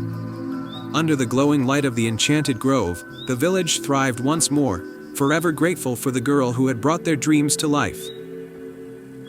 Once upon a time, in a distant kingdom surrounded by tall, misty mountains and lush green valleys, there was a serene village called Crystalbrook. The village was named after a beautiful lake with crystal clear waters that shimmered like diamonds under the sunlight. It was said that the lake possessed magical powers, bestowing peace and prosperity upon the village. In Crystalbrook, there lived a young girl named Alina. Alina was known for her compassionate heart and her love for nature. She spent most of her days by the lake, talking to the animals and tending to the vibrant flowers that grew along its shores. She often heard whispers of a legend about a hidden treasure at the bottom of the lake, which could only be found by someone with a pure heart. One summer evening, as Alina was walking by the lake, she noticed the water glowing with an unusual light. Curiosity sparked within her, and she stepped closer to the edge. Suddenly, a graceful swan emerged from the water. Its feathers glistened like silver, and its eyes sparkled with wisdom. Alina, the swan spoke softly, "I am Selene, the guardian of the Crystal Lake. A great darkness is approaching our land, and only the treasure hidden within the lake can save us. You have been chosen to retrieve it, for your heart is pure and full of kindness." Alina felt a mixture of fear and determination. "How will I find it?" she asked. Selene extended one of her silver feathers to Alina. "Take this feather," she said. "It will guide you to the treasure and protect you from harm. Remember, only true courage and selflessness will reveal the path." With the feather in hand, Alina waded into the lake. As she moved deeper, the water parted before her, creating a pathway. She followed it to the center of the lake, where she found a hidden cave illuminated by a soft, golden glow. Inside the cave, she discovered an ancient chest adorned with intricate carvings. Alina opened the chest, revealing a beautiful, radiant crystal. As she touched it, the crystal emitted a warm, comforting light. Selene appeared beside her, smiling. "You have found the heart of the lake," Selene said. "This crystal holds the power to banish darkness and restore balance to our land. You must take it to the top of Mount Lumina, where its light can shine upon the entire kingdom." Alina knew the journey would be perilous, but she was determined to save her village. She climbed out of the lake, crystal in hand, and began her ascent to Mount Lumina. Along the way, she encountered many challenges. She crossed treacherous ravines, navigated dense forests, and braved harsh winds. As she climbed higher, she met a wounded deer trapped in a thorny thicket. Despite her urgency, Alina couldn't ignore the deer's plight. She carefully freed it, using Selene's feather to heal its wounds. The deer, grateful for her kindness, accompanied her on her journey. Near the summit, a fierce storm threatened to halt her progress. The winds howled, and the skies darkened. But Alina held the crystal close, its light guiding her through the tempest. With every step, the storm seemed to weaken, until finally, she reached the peak. At the top of Mount Lumina, Alina placed the crystal on an ancient pedestal. The crystal's light grew brighter and brighter, piercing through the clouds and casting a radiant glow across the land. The storm dissipated, and the darkness retreated, replaced by a warm, golden light that brought life and prosperity back to the kingdom. Selene appeared once more, her eyes filled with gratitude. "You have done it, Alina. Your bravery and selflessness have saved us all. The heart of the lake will continue to shine, protecting our land for generations to come." Alina returned to Crystalbrook as a hero. The villagers celebrated her courage and kindness, and the story of her journey spread throughout the kingdom. The heart of the lake continued to glow, a symbol of hope and unity. And so, Alina lived a life full of joy and adventure, always remembered as the girl who saved her kingdom with the power of her pure heart. And they all lived happily ever after. I hope you enjoyed this fairy tale. In a small, picturesque village called Evergreen, nestled at the edge of a vast, enchanted forest, lived a curious boy named Finn. Finn was known throughout the village for his adventurous spirit and his love for discovering the unknown. His greatest dream was to find a magical artifact rumored to be hidden deep within the forest, a lantern said to grant the pure-hearted a single wish. One sunny morning, as Finn wandered through the village market, he overheard a conversation between two old storytellers. They spoke of the enchanted lantern, which had been lost for centuries. Legends claimed that whoever found it could make a wish to change their life forever. Finn's heart raced with excitement. He decided that he would be the one to find the lantern and make a wish for his village, which had been struggling with a long drought.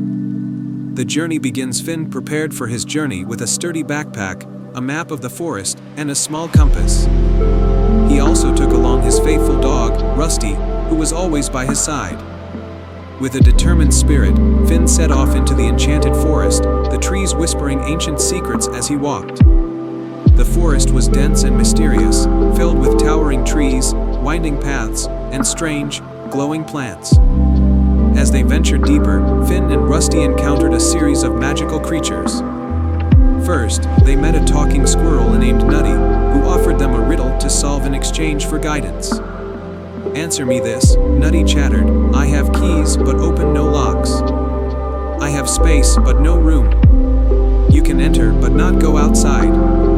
What am I? Finn thought for a moment and replied, a piano. Nutty nodded, pleased with the answer, and directed them to the path that would lead to the heart of the forest, where the lantern was said to be hidden. The guardian of the lantern, after hours of walking, they reached a clearing where a majestic oak tree stood. At its base was a large, ancient door covered in vines and intricate carvings. This was the entrance to the hidden realm where the enchanted lantern was kept. However, guarding the door was a formidable creature, a gentle giant named Bramble, who was entrusted with protecting the lantern from those unworthy. Bramble, though large and imposing, had a kind heart. He explained that to enter, Finn would have to prove his worthiness by showing courage, kindness, and wisdom. Bramble presented 3 challenges: a test of bravery, a test of kindness, and a test of wisdom. The 3 challenges 1. The test of bravery * Bramble led Finn to a dark, eerie cave where a mystical creature known as the Shadow Beast lurked. Finn was to retrieve a magical flower from within the cave. With Rusty by his side, Finn bravely entered the cave, his heart pounding. The Shadow Beast, sensing his courage, revealed itself to be a misunderstood guardian rather than a foe. The beast was trapped and needed help. Finn, showing compassion, freed the beast from its magical chains, and in return, the beast led him to the flower. 2. The test of kindness * Next, Finn and Rusty came across a group of lost forest sprites who were hungry and tired. Instead of continuing on his quest, Finn used his provisions to feed and care for the sprites. Grateful, the sprites bestowed upon him a gift, a vial of stardust that would light the way through the darkest paths. 3. The test of wisdom * For the final test, Bramble presented Finn with a puzzle, a series of symbols that needed to be matched with their meanings. With Rusty's help and the stardust vial's guidance, Finn carefully solved the puzzle, revealing the correct answers.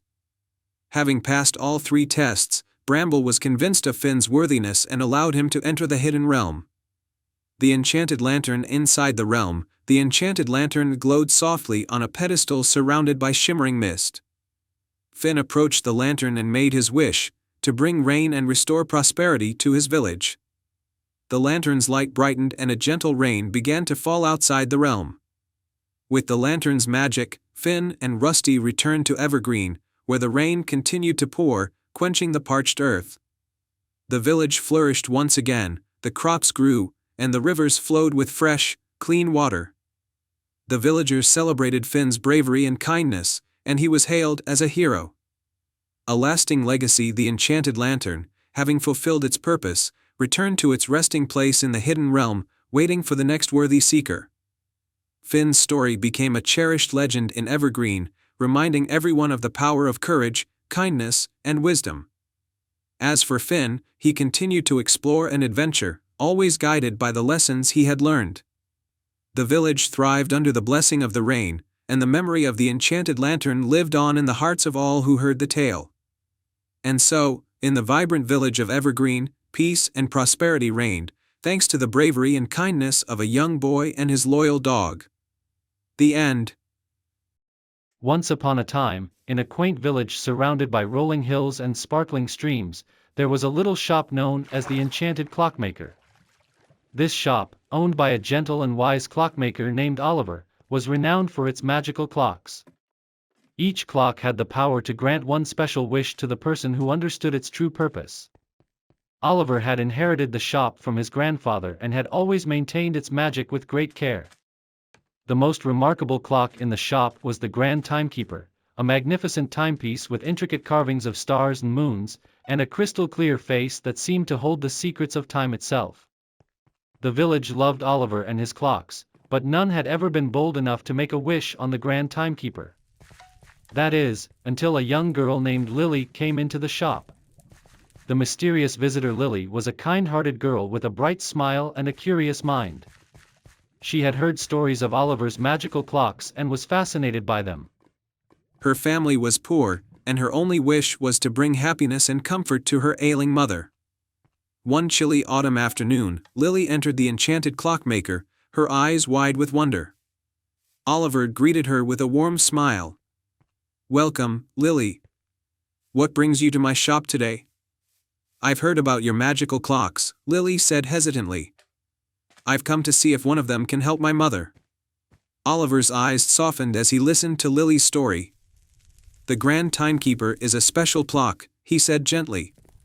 It can grant one wish, but it requires a heart that truly understands its magic. If you're ready, you may try.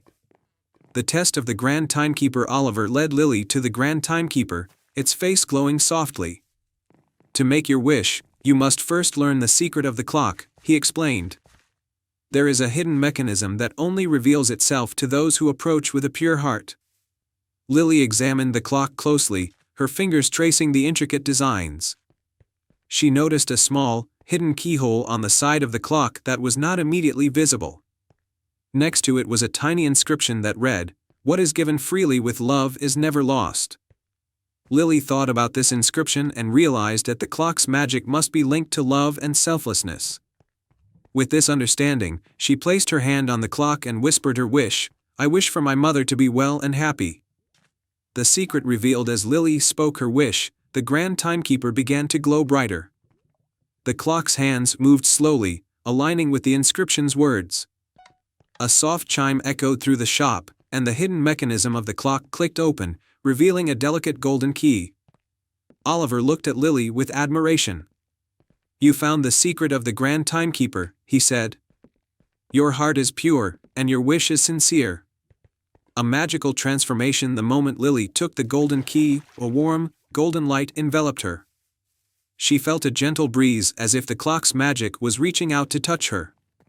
Oliver handed her a small, ornate box that had appeared alongside the golden key. "Open this box when you're ready," Oliver advised. "It will help you with your wish." Lily thanked Oliver and hurried back to her home, her heart full of hope.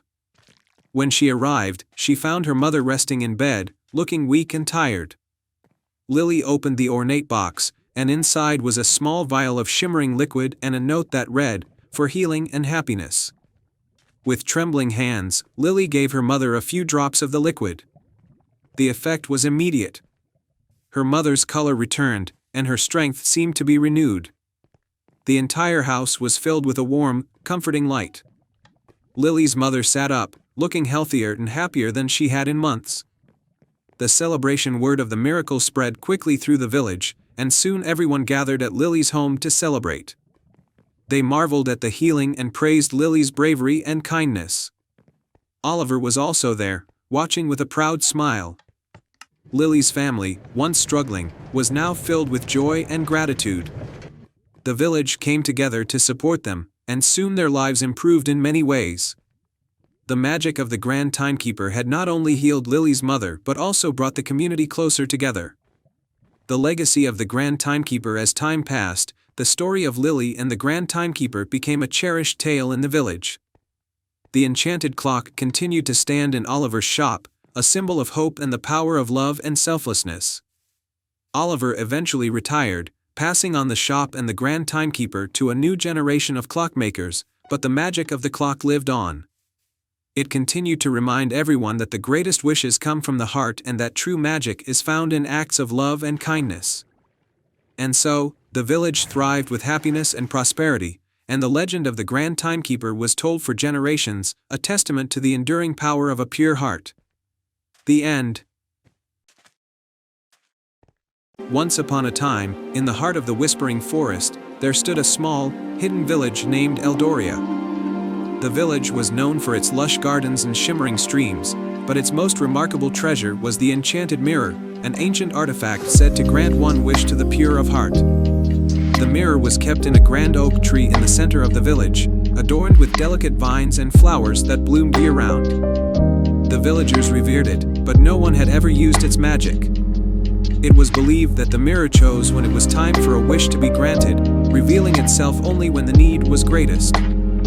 One day, a young girl named Alara, with eyes as bright as the morning sun, arrived in Eldoria. She had traveled from a distant land, searching for a cure for her ailing mother. Alara had heard tales of the enchanted mirror and hoped it might hold the answer to her prayers. Alara was greeted warmly by the villagers, who listened to her story with kind hearts and open ears. the village elder, a wise old woman named Serafina, invited Alara to stay at her cottage and promised to help her in any way she could.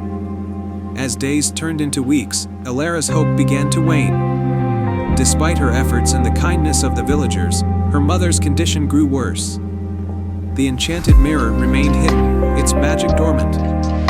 One evening, as the sky turned shades of gold and pink, Alara took a solitary walk through the forest. She wandered to the grand oak tree, feeling a mix of desperation and resolve. With tears in her eyes, she spoke softly to the tree, "If the enchanted mirror truly exists, I beg you to show yourself. My mother is suffering, and I don't know what else to do." Suddenly, the air around the oak tree shimmered with a soft, golden light. The tree's bark parted, revealing the enchanted mirror in all its glory. Its surface gleamed with an otherworldly light, reflecting not just Alara's image but her heartfelt plea. The mirror spoke in a gentle, melodic voice. "Alara, you have shown great courage and love for your mother. The mirror grants one wish to those who seek it with a pure heart. What is your deepest wish?" Alara's heart ached as she replied, "I wish for my mother to be healed and to be able to return home with me." The mirror's light grew brighter, enveloping Alara in its warm glow. She felt a sense of peace and hope wash over her. The light slowly faded, and the mirror's surface became calm once more. The next morning, Alara received word from home.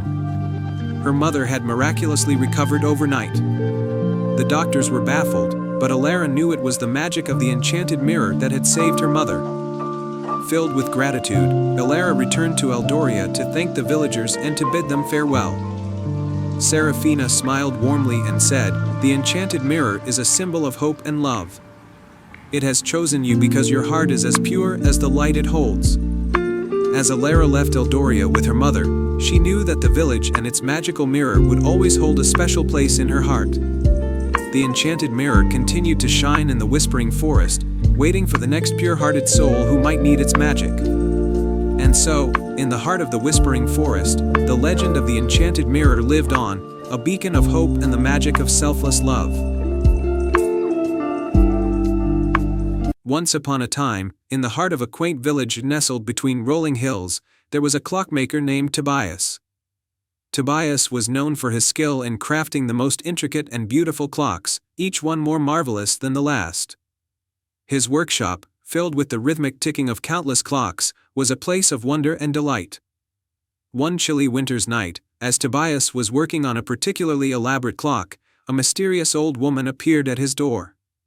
She was draped in a cloak of midnight blue, and her eyes sparkled like stars. In her hands, she held a delicate, silver pocket watch that seemed to glow faintly in the dim light of the workshop. "I have heard of your skill," the old woman said with a voice as smooth as velvet. "And I have a special request." Tobias, intrigued, invited her inside. The old woman explained that the pocket watch was no ordinary timepiece, it was a magical clock that could control the flow of time. However, it had been broken for centuries, and she needed Tobias's expertise to repair it. "The watch is enchanted," she said, "and it holds the power to alter time itself. It belongs to the timekeeper, a guardian of the time realms. It must be repaired before the next full moon, or the balance of time will be disrupted." Tobias, though unsure of the magic involved, agreed to take on the challenge. He carefully examined the pocket watch, noticing that it had intricate engravings of stars and constellations. As he worked, he felt a strange sensation, as if the very fabric of time was intertwined with the watch. Days passed, and Tobias worked tirelessly, his hands moving with practiced precision. He could feel the watch's magic guiding him, and with each adjustment, the faint glow of the watch grew brighter. The village buzzed with curiosity about the mysterious visitor and the extraordinary task Tobias was undertaking. As the full moon approached, Tobias completed his work. The pocket watch now ticked with a steady, harmonious rhythm, and its glow illuminated the workshop with a soft, golden light. The old woman returned, her eyes filled with gratitude and relief. "You have done it," she said. "The watch is now restored, and the balance of time is preserved. But there is one more thing." She opened the watch, revealing a hidden compartment. Inside was a tiny, shimmering star. "This star holds a piece of the timekeeper's essence," she explained. "I wish to give it to you as a token of appreciation for your bravery and skill." Tobias accepted the star, feeling its warmth and gentle energy. The old woman smiled and said, "With this star, you will always have a touch of magic in your life. And remember, time is precious, cherish every moment." With that, the old woman vanished into the night, leaving behind a sense of wonder and magic. Tobias kept the star safe in his workshop, and it became a symbol of his extraordinary adventure. As the years went by, Tobias's clocks continued to bring joy and wonder to the village, and he lived a fulfilling life. The star reminded him of the magical night and the lesson it carried: that time is a treasure, and the moments we cherish are what truly shape our lives. And so, the tale of the enchanted clockmaker and the magical pocket watch became a cherished story in the village, passed down through generations. The villagers remembered Tobias not only for his skill in crafting clocks but for his courage and the magic he brought into their lives. Once upon a time, in the tranquil kingdom of Aveloria, there existed a mystical forest known as the Whispering Woods. This forest was home to many magical creatures, but none more wondrous than the fabled silver phoenix. According to legend, this mythical bird had feathers that gleamed like molten silver and the ability to heal any ailment with a single touch. The silver phoenix appeared once every century, leaving behind a single silver feather that carried its magic. The kingdom of Aveloria was ruled by Queen Alara, a wise and benevolent monarch who was loved by all her people. However, a dark shadow fell over the kingdom when Queen Alara fell gravely ill. None of the royal healers could cure her, and despair began to spread throughout Aveloria. In the small village of Brimvale, at the edge of the Whispering Woods, lived a young girl named Arya. She was known for her adventurous spirit and her deep connection to nature. Arya often spent her days exploring the woods, befriending animals, and learning the secrets of the forest. When she heard of the queen's illness, she knew what she had to do. "Mother," Arya said one evening, determination shining in her eyes, "I will venture into the Whispering Woods and find the silver phoenix. I will bring back the silver feather to save our queen." Her mother, though worried, saw the resolve in Arya's eyes and nodded. "Be careful, my dear. The woods are filled with dangers, but I know you have the courage and the heart to succeed." With her mother's blessing, Arya set off into the Whispering Woods. She carried with her a small satchel filled with supplies, a map of the forest, and a heart full of hope. As she walked deeper into the woods, the trees seemed to whisper secrets to her, guiding her path. On her journey, Arya encountered a mischievous sprite named Thistle. Thistle was intrigued by Arya's bravery and decided to join her. "Hello, brave traveler," Thistle chirped, fluttering around her. "I know these woods well. Let me guide you, for the path to the Silver Phoenix is fraught with danger." Grateful for the companionship, Arya and Thistle ventured deeper into the forest. They soon came across an ancient oak tree, its trunk wide and gnarled with age. Standing guard was a stern-looking badger named Bramble. To pass through the heart of the Whispering Woods, Bramble growled, "You must answer my riddle. I speak without a mouth and hear without ears. I have no body, but I come alive with wind. What am I?" Arya thought for a moment before answering, "An echo." Bramble nodded approvingly. "You are wise, young one. Proceed, but beware of the trials ahead." As they traveled further, they reached a shimmering lake guarded by a graceful water nymph named Lumina. Lumina's presence was calming, her voice like the gentle flow of a stream. "To cross my lake," Lumina said, "you must show your kindness. There is a lost turtle trapped among the reeds. Help it find its way home, and I will grant you safe passage." Arya and Thistle quickly found the turtle, gently freeing it from the reeds and guiding it back to the water. Lumina, pleased with their compassion, created a path of glowing lilies across the lake for them to walk on. In the kingdom of Eldoria, surrounded by rolling hills and lush meadows, there was a village renowned for its vibrant flowers and rich harvests. The village was protected by a grand castle where the royal family lived. The queen, known for her wisdom and kindness, had a daughter named Princess Lyra. Princess Lyra was loved by everyone for her gentle nature and curious spirit. One day, while exploring the castle grounds, Princess Lyra stumbled upon an old, ivy-covered door hidden behind a thicket of roses. The door was ornate and covered in intricate carvings of mythical creatures and flowers. Curiosity piqued, Lyra tried to open the door, but it was locked tight. Determined to discover what lay beyond, Lyra sought out the castle's elderly gardener, Old Man Bram. Bram had been tending to the castle's gardens for as long as anyone could remember. When Lyra asked him about the mysterious door, he looked at her with a wistful expression and said, "The door leads to the secret garden of Eldoria. A place of great magic and beauty. But it has been sealed for many years, and only a heart full of pure intentions can unlock it." Intrigued, Lyra decided she would unlock the door and uncover the secrets of the hidden garden.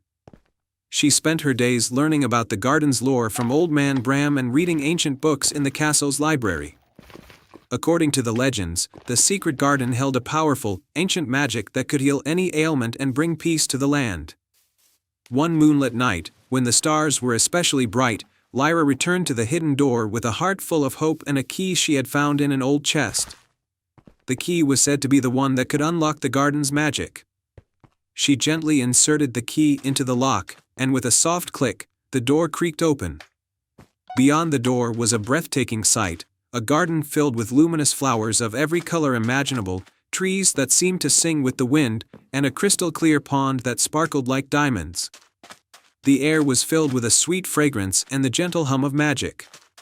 As Lyra wandered through the garden, she noticed a small, withered tree in the center of the garden, its branches bare and its leaves fallen. She remembered the tales about a special flower that could revive even the most wilted plant. According to the legends, this flower was known as the heart blossom.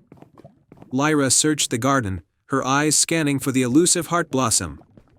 After what felt like hours, she found it, a delicate flower with petals of shimmering gold, nestled among the vibrant blooms. She carefully picked the heart blossom and returned to the withered tree. Holding the flower close, Lyra whispered a heartfelt wish for the garden's revival. As she placed the heart blossom at the base of the tree, its petals began to glow with a warm, golden light. The tree's branches started to bud, and soon, it was covered in lush, green leaves and colorful flowers. The garden seemed to come alive, its magic restoring its former splendor. The garden's magic spread beyond its walls, reaching the village and healing the land. Crops flourished, the river ran clear, and the villagers were filled with joy and prosperity. Lyra's act of kindness and her pure heart had brought the garden's magic back to life. The secret garden of Eldoria became a cherished place where people would come to seek solace and inspiration. Princess Lyra continued to visit the garden, her heart always open to the magic and wonder it held.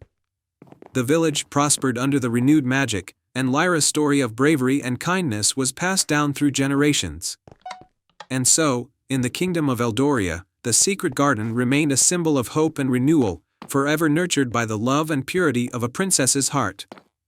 Once upon a time, in a kingdom where lush meadows met towering mountains, there was a village called Eldoria. This village was renowned for its beauty and the harmonious melodies that filled the air each day. The source of these melodies was a grand, old tree in the village square known as the Melody Tree. It was said that the tree sang a magical tune that kept the village prosperous and joyful. For as long as anyone could remember, the Melody Tree had been cared for by a kind-hearted woman named Serafina. She was known as the keeper of the tree and was believed to have a special connection to the tree's magic. However, one fateful winter, the tree's song began to fade, and the village fell into silence and sorrow.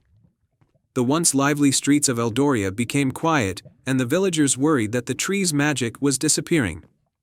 Among the villagers was a curious and courageous young girl named Alina.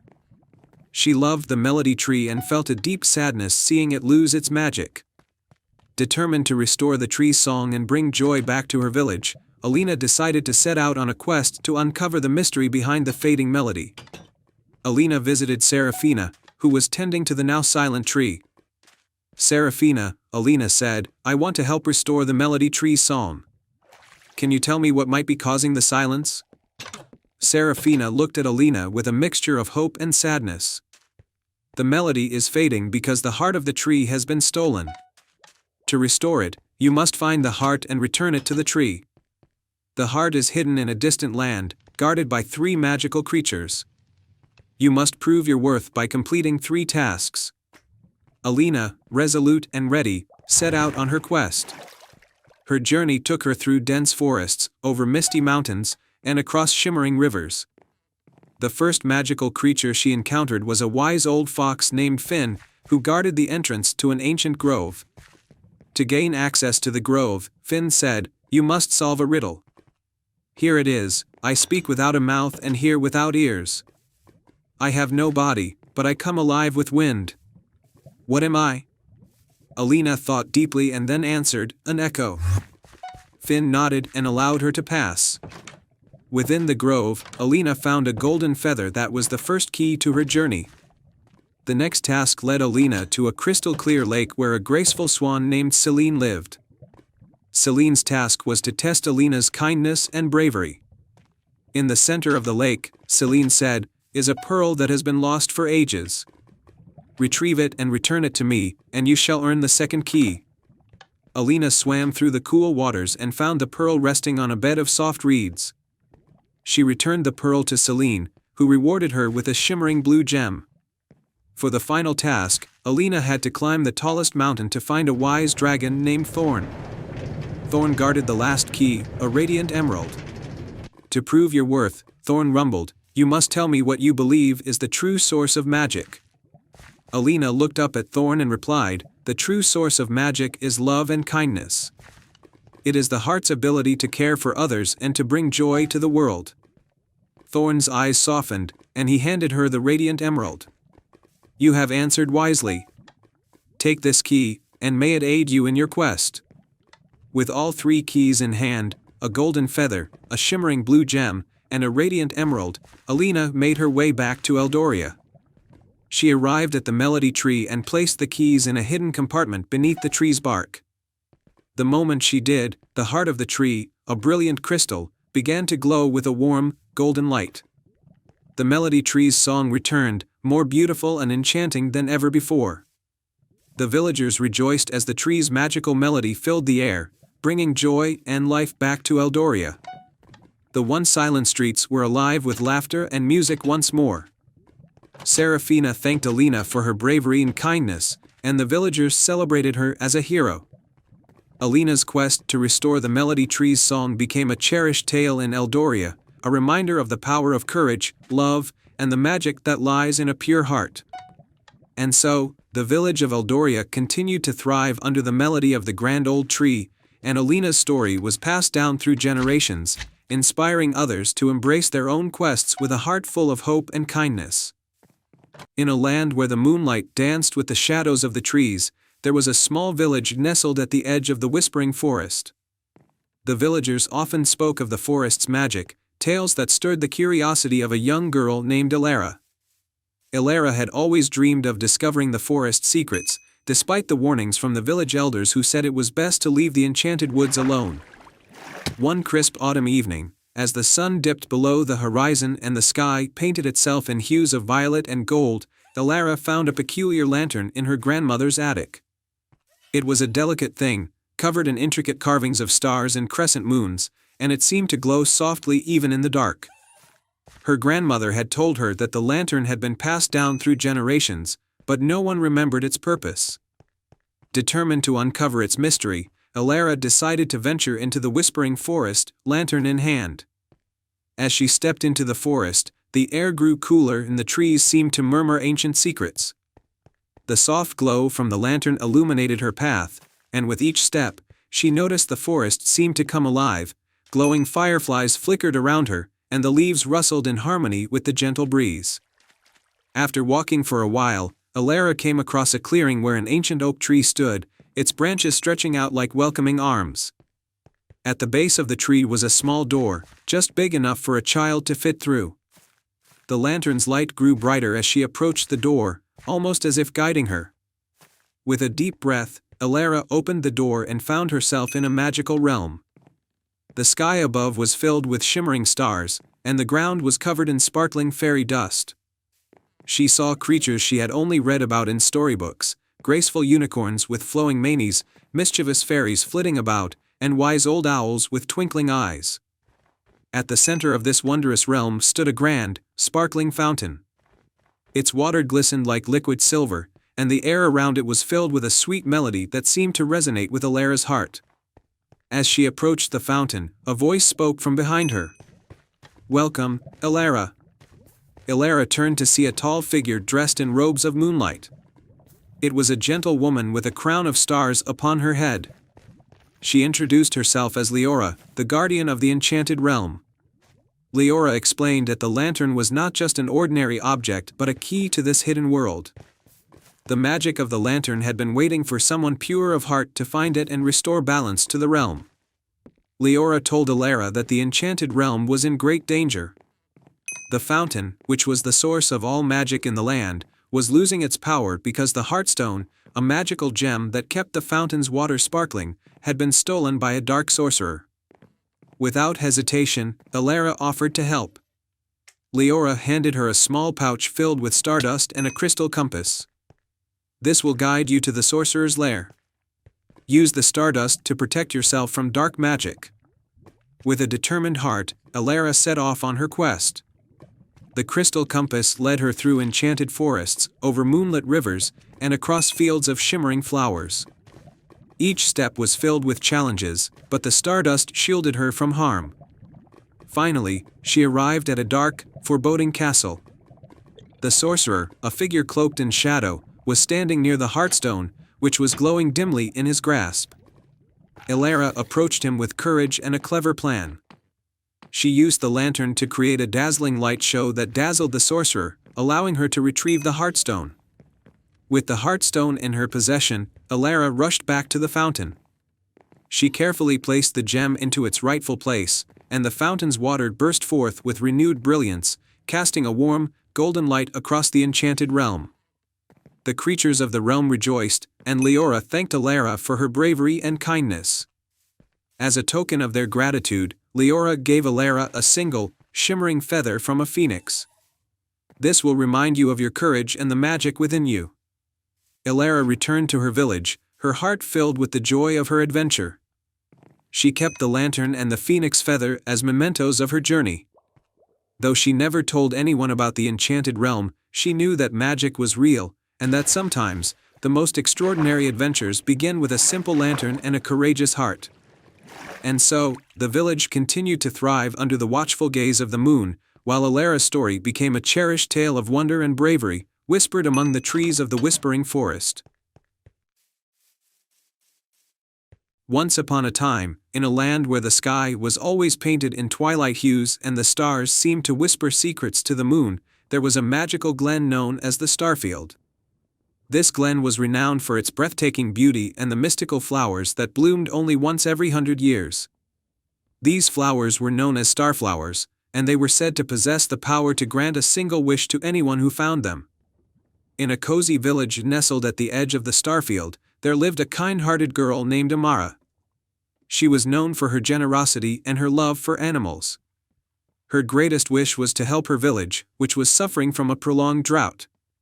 She had heard stories of the starflower's magic and decided that if she could find one, she could wish for rain to save her village.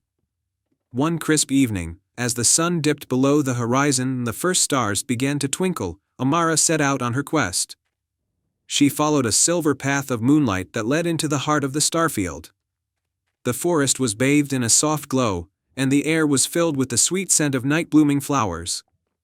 As Amara ventured deeper, she noticed that the forest was filled with creatures she had never seen before, tiny glowing fireflies, wise old owls with shimmering feathers, and playful moon rabbits that hopped around in the underbrush. They seemed to be guiding her on her journey. After walking for a while, Amara reached a clearing where the starflowers were rumored to bloom. The clearing was bathed in an otherworldly light, and in the center, she saw a large, ancient tree with silver leaves. Beneath the tree were a few delicate starflowers, their petals glowing like tiny stars. Amara carefully approached the starflowers, but just as she was about to reach out, a gentle, musical voice spoke from the shadows. Who dares to seek the starflower? Amara looked up and saw a graceful fairy hovering near the tree. The fairy's wings sparkled like stardust, and her eyes were filled with curiosity. I am Amara, she said bravely. I seek the starflower to save my village from the drought. I wish to bring rain to our land. The fairy's expression softened. The starflower grants a single wish to those who seek it with a pure heart. But first, you must prove your worth. Complete 3 challenges, and then you may ask for your wish. Amara nodded, determined to help her village. The fairy explained the first challenge: you must find the moonstone, a gem that hides in the depths of the Whispering Lake. The lake is guarded by an ancient water spirit. Amara made her way to the Whispering Lake, its surface shimmering under the moonlight. The water spirit, a gentle creature with flowing blue hair and eyes like deep pools, emerged from the lake. I seek the moonstone to fulfill a quest, Amara said respectfully. The water spirit examined Amara's heart and, seeing her sincerity, handed her the moonstone. The second challenge was to find the golden feather, which was hidden atop the highest peak of the Misty Mountains. Amara climbed the steep slopes, using her wits and courage to navigate the treacherous paths. At the summit, she found the golden feather nestled in a nest guarded by a majestic eagle. The eagle, seeing Amara's bravery and respect for nature, allowed her to take the feather. The final challenge was the most difficult. She had to solve the riddle of the stars, which was inscribed on a stone tablet near the starflowers. The riddle read, I can be cracked, made, told, and played. What am I? Amara pondered the riddle carefully, thinking about the many stories and games she had enjoyed. Then she smiled as she realized the answer. A joke, she said aloud. The stone tablet glowed brightly, and the fairy appeared once more, impressed by Amara's perseverance and wisdom. You have completed the challenges with a pure heart. Now, you may make your wish. Amara took a deep breath and made her wish. I wish for rain to fall upon my village and restore its land. The fairy nodded and waved her wand. In an instant, the sky over the village darkened with rain clouds, and gentle rain began to fall, soaking the parched earth and reviving the crops.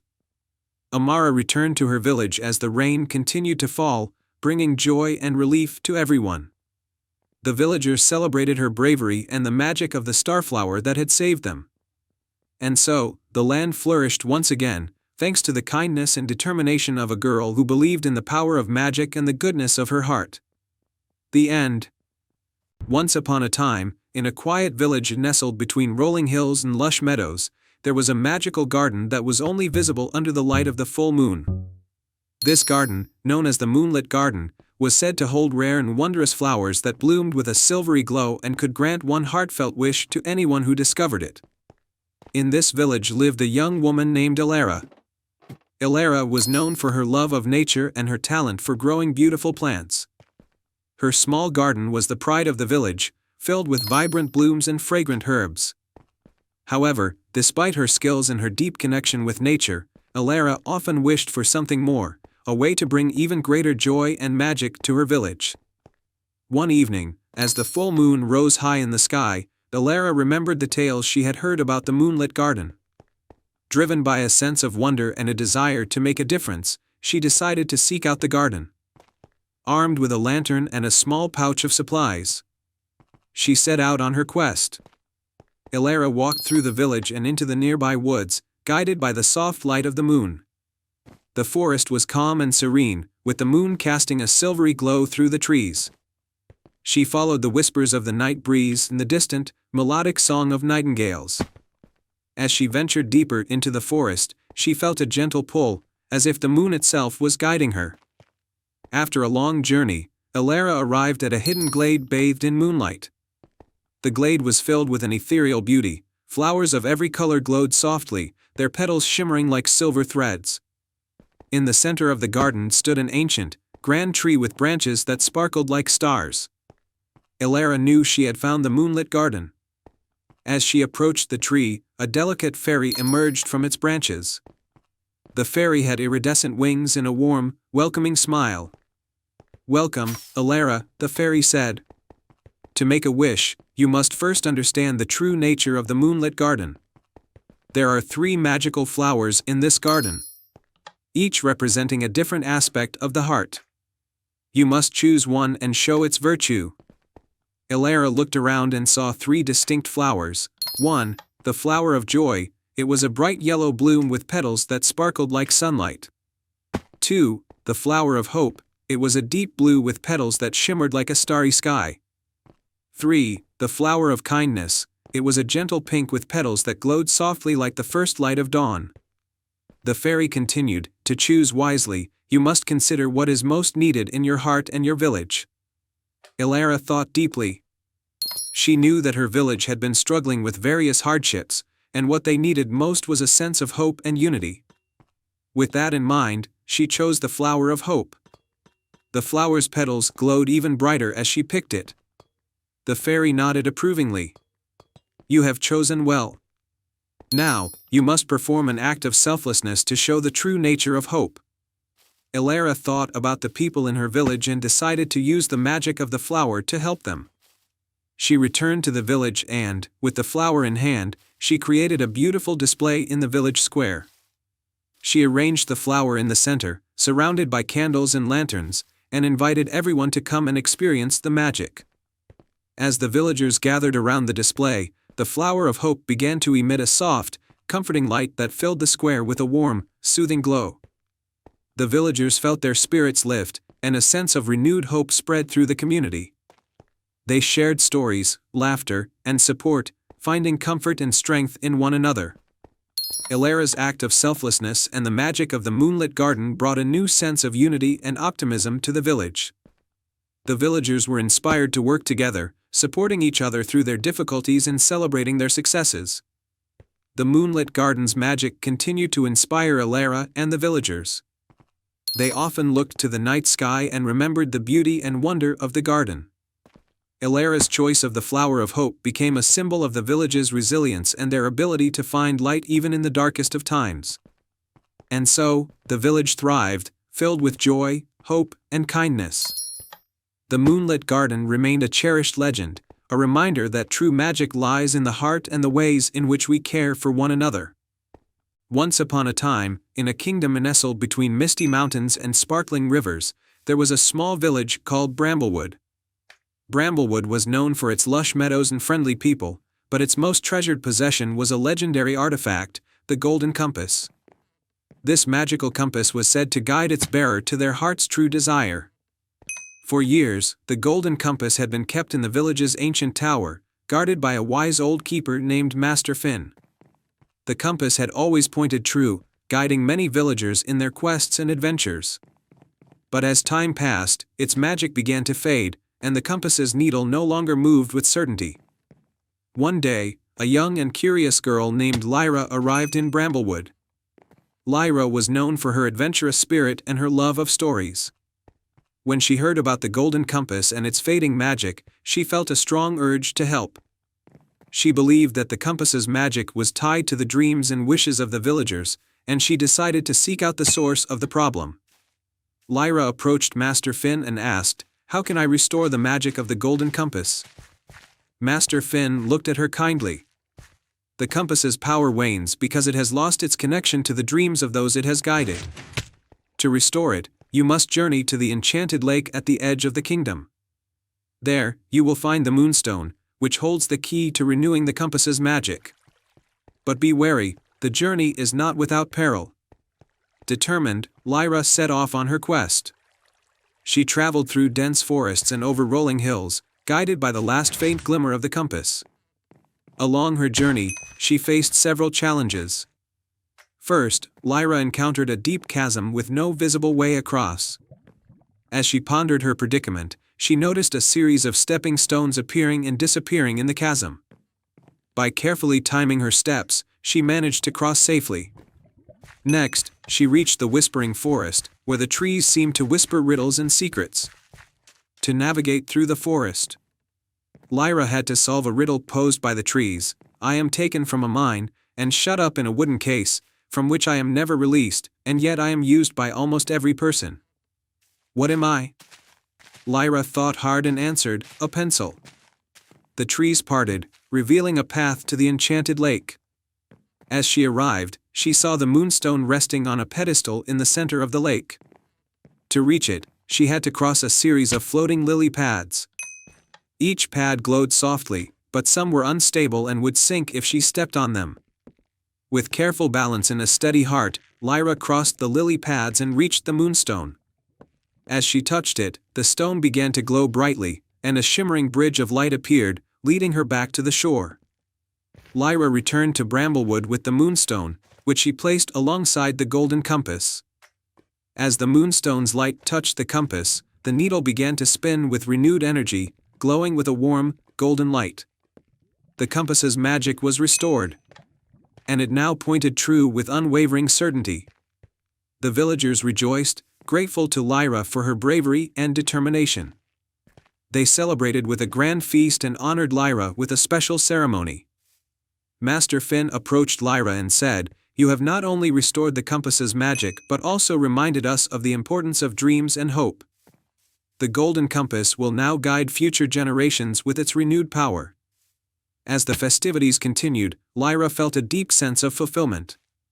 She had not only achieved her goal but had also learned the value of perseverance and the power of following one's heart.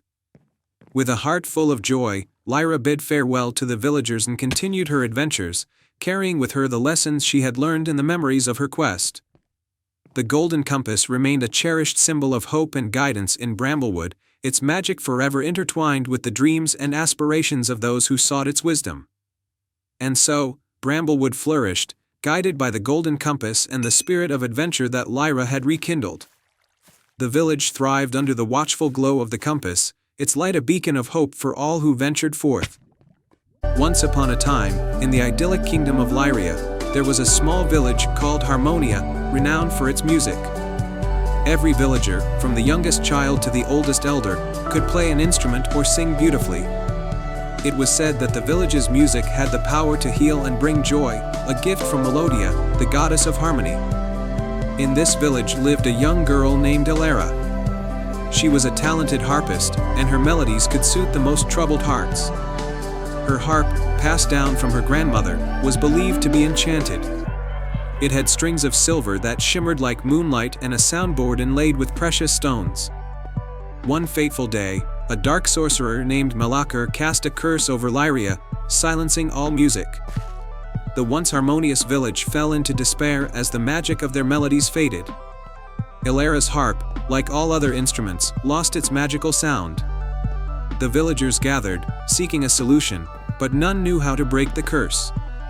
Desperate to restore music to her village, Elara visited the wise oak, a revered ancient tree at the edge of Harmonia. The tree's spirit, an old and wise entity named Sylvan, had guided the villagers for generations.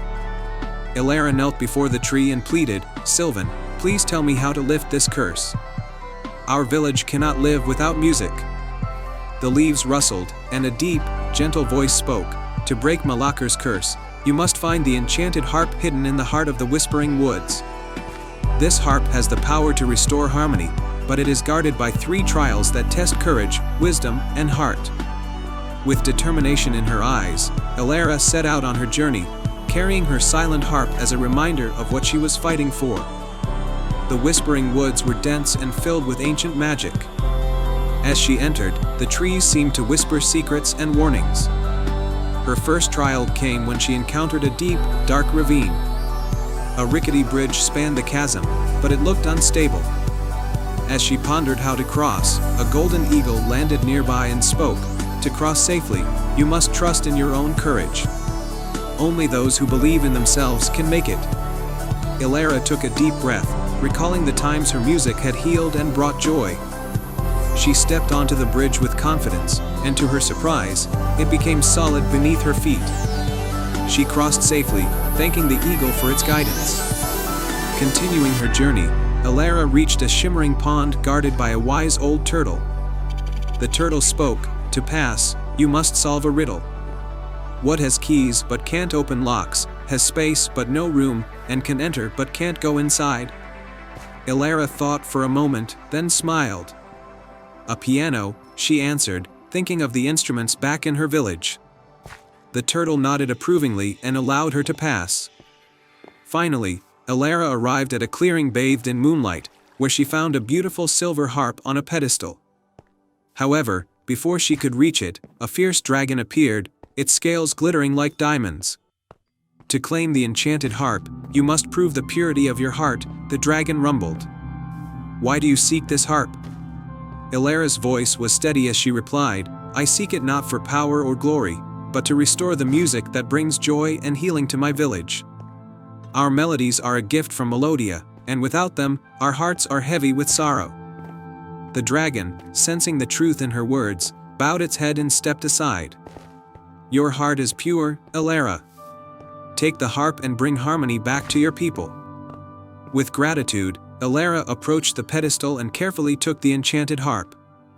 As soon as her fingers touched the strings, a melody of unparalleled beauty filled the air. The trees swayed, and the forest creatures gathered, enchanted by the music. Elara hurried back to Harmonia, playing the harp as she went. The magical melodies broke Malaker's curse, and the villagers' instruments regained their sound. When Elara returned, the village erupted in joyous song and dance, their music once again flowing freely. Melodia herself appeared in a radiant light, blessing Elara and her harp. You have shown great courage, wisdom, and heart, she said. Your music will now carry my blessing forever. From that day on, Harmonia's music was even more magical, and Elara was celebrated as a hero. The enchanted harp became a symbol of hope and resilience, and its melodies were shared throughout Lyria, bringing harmony to all. And so, the village of Harmonia lived happily ever after, forever grateful to the brave young girl who restored their music and joy. The end.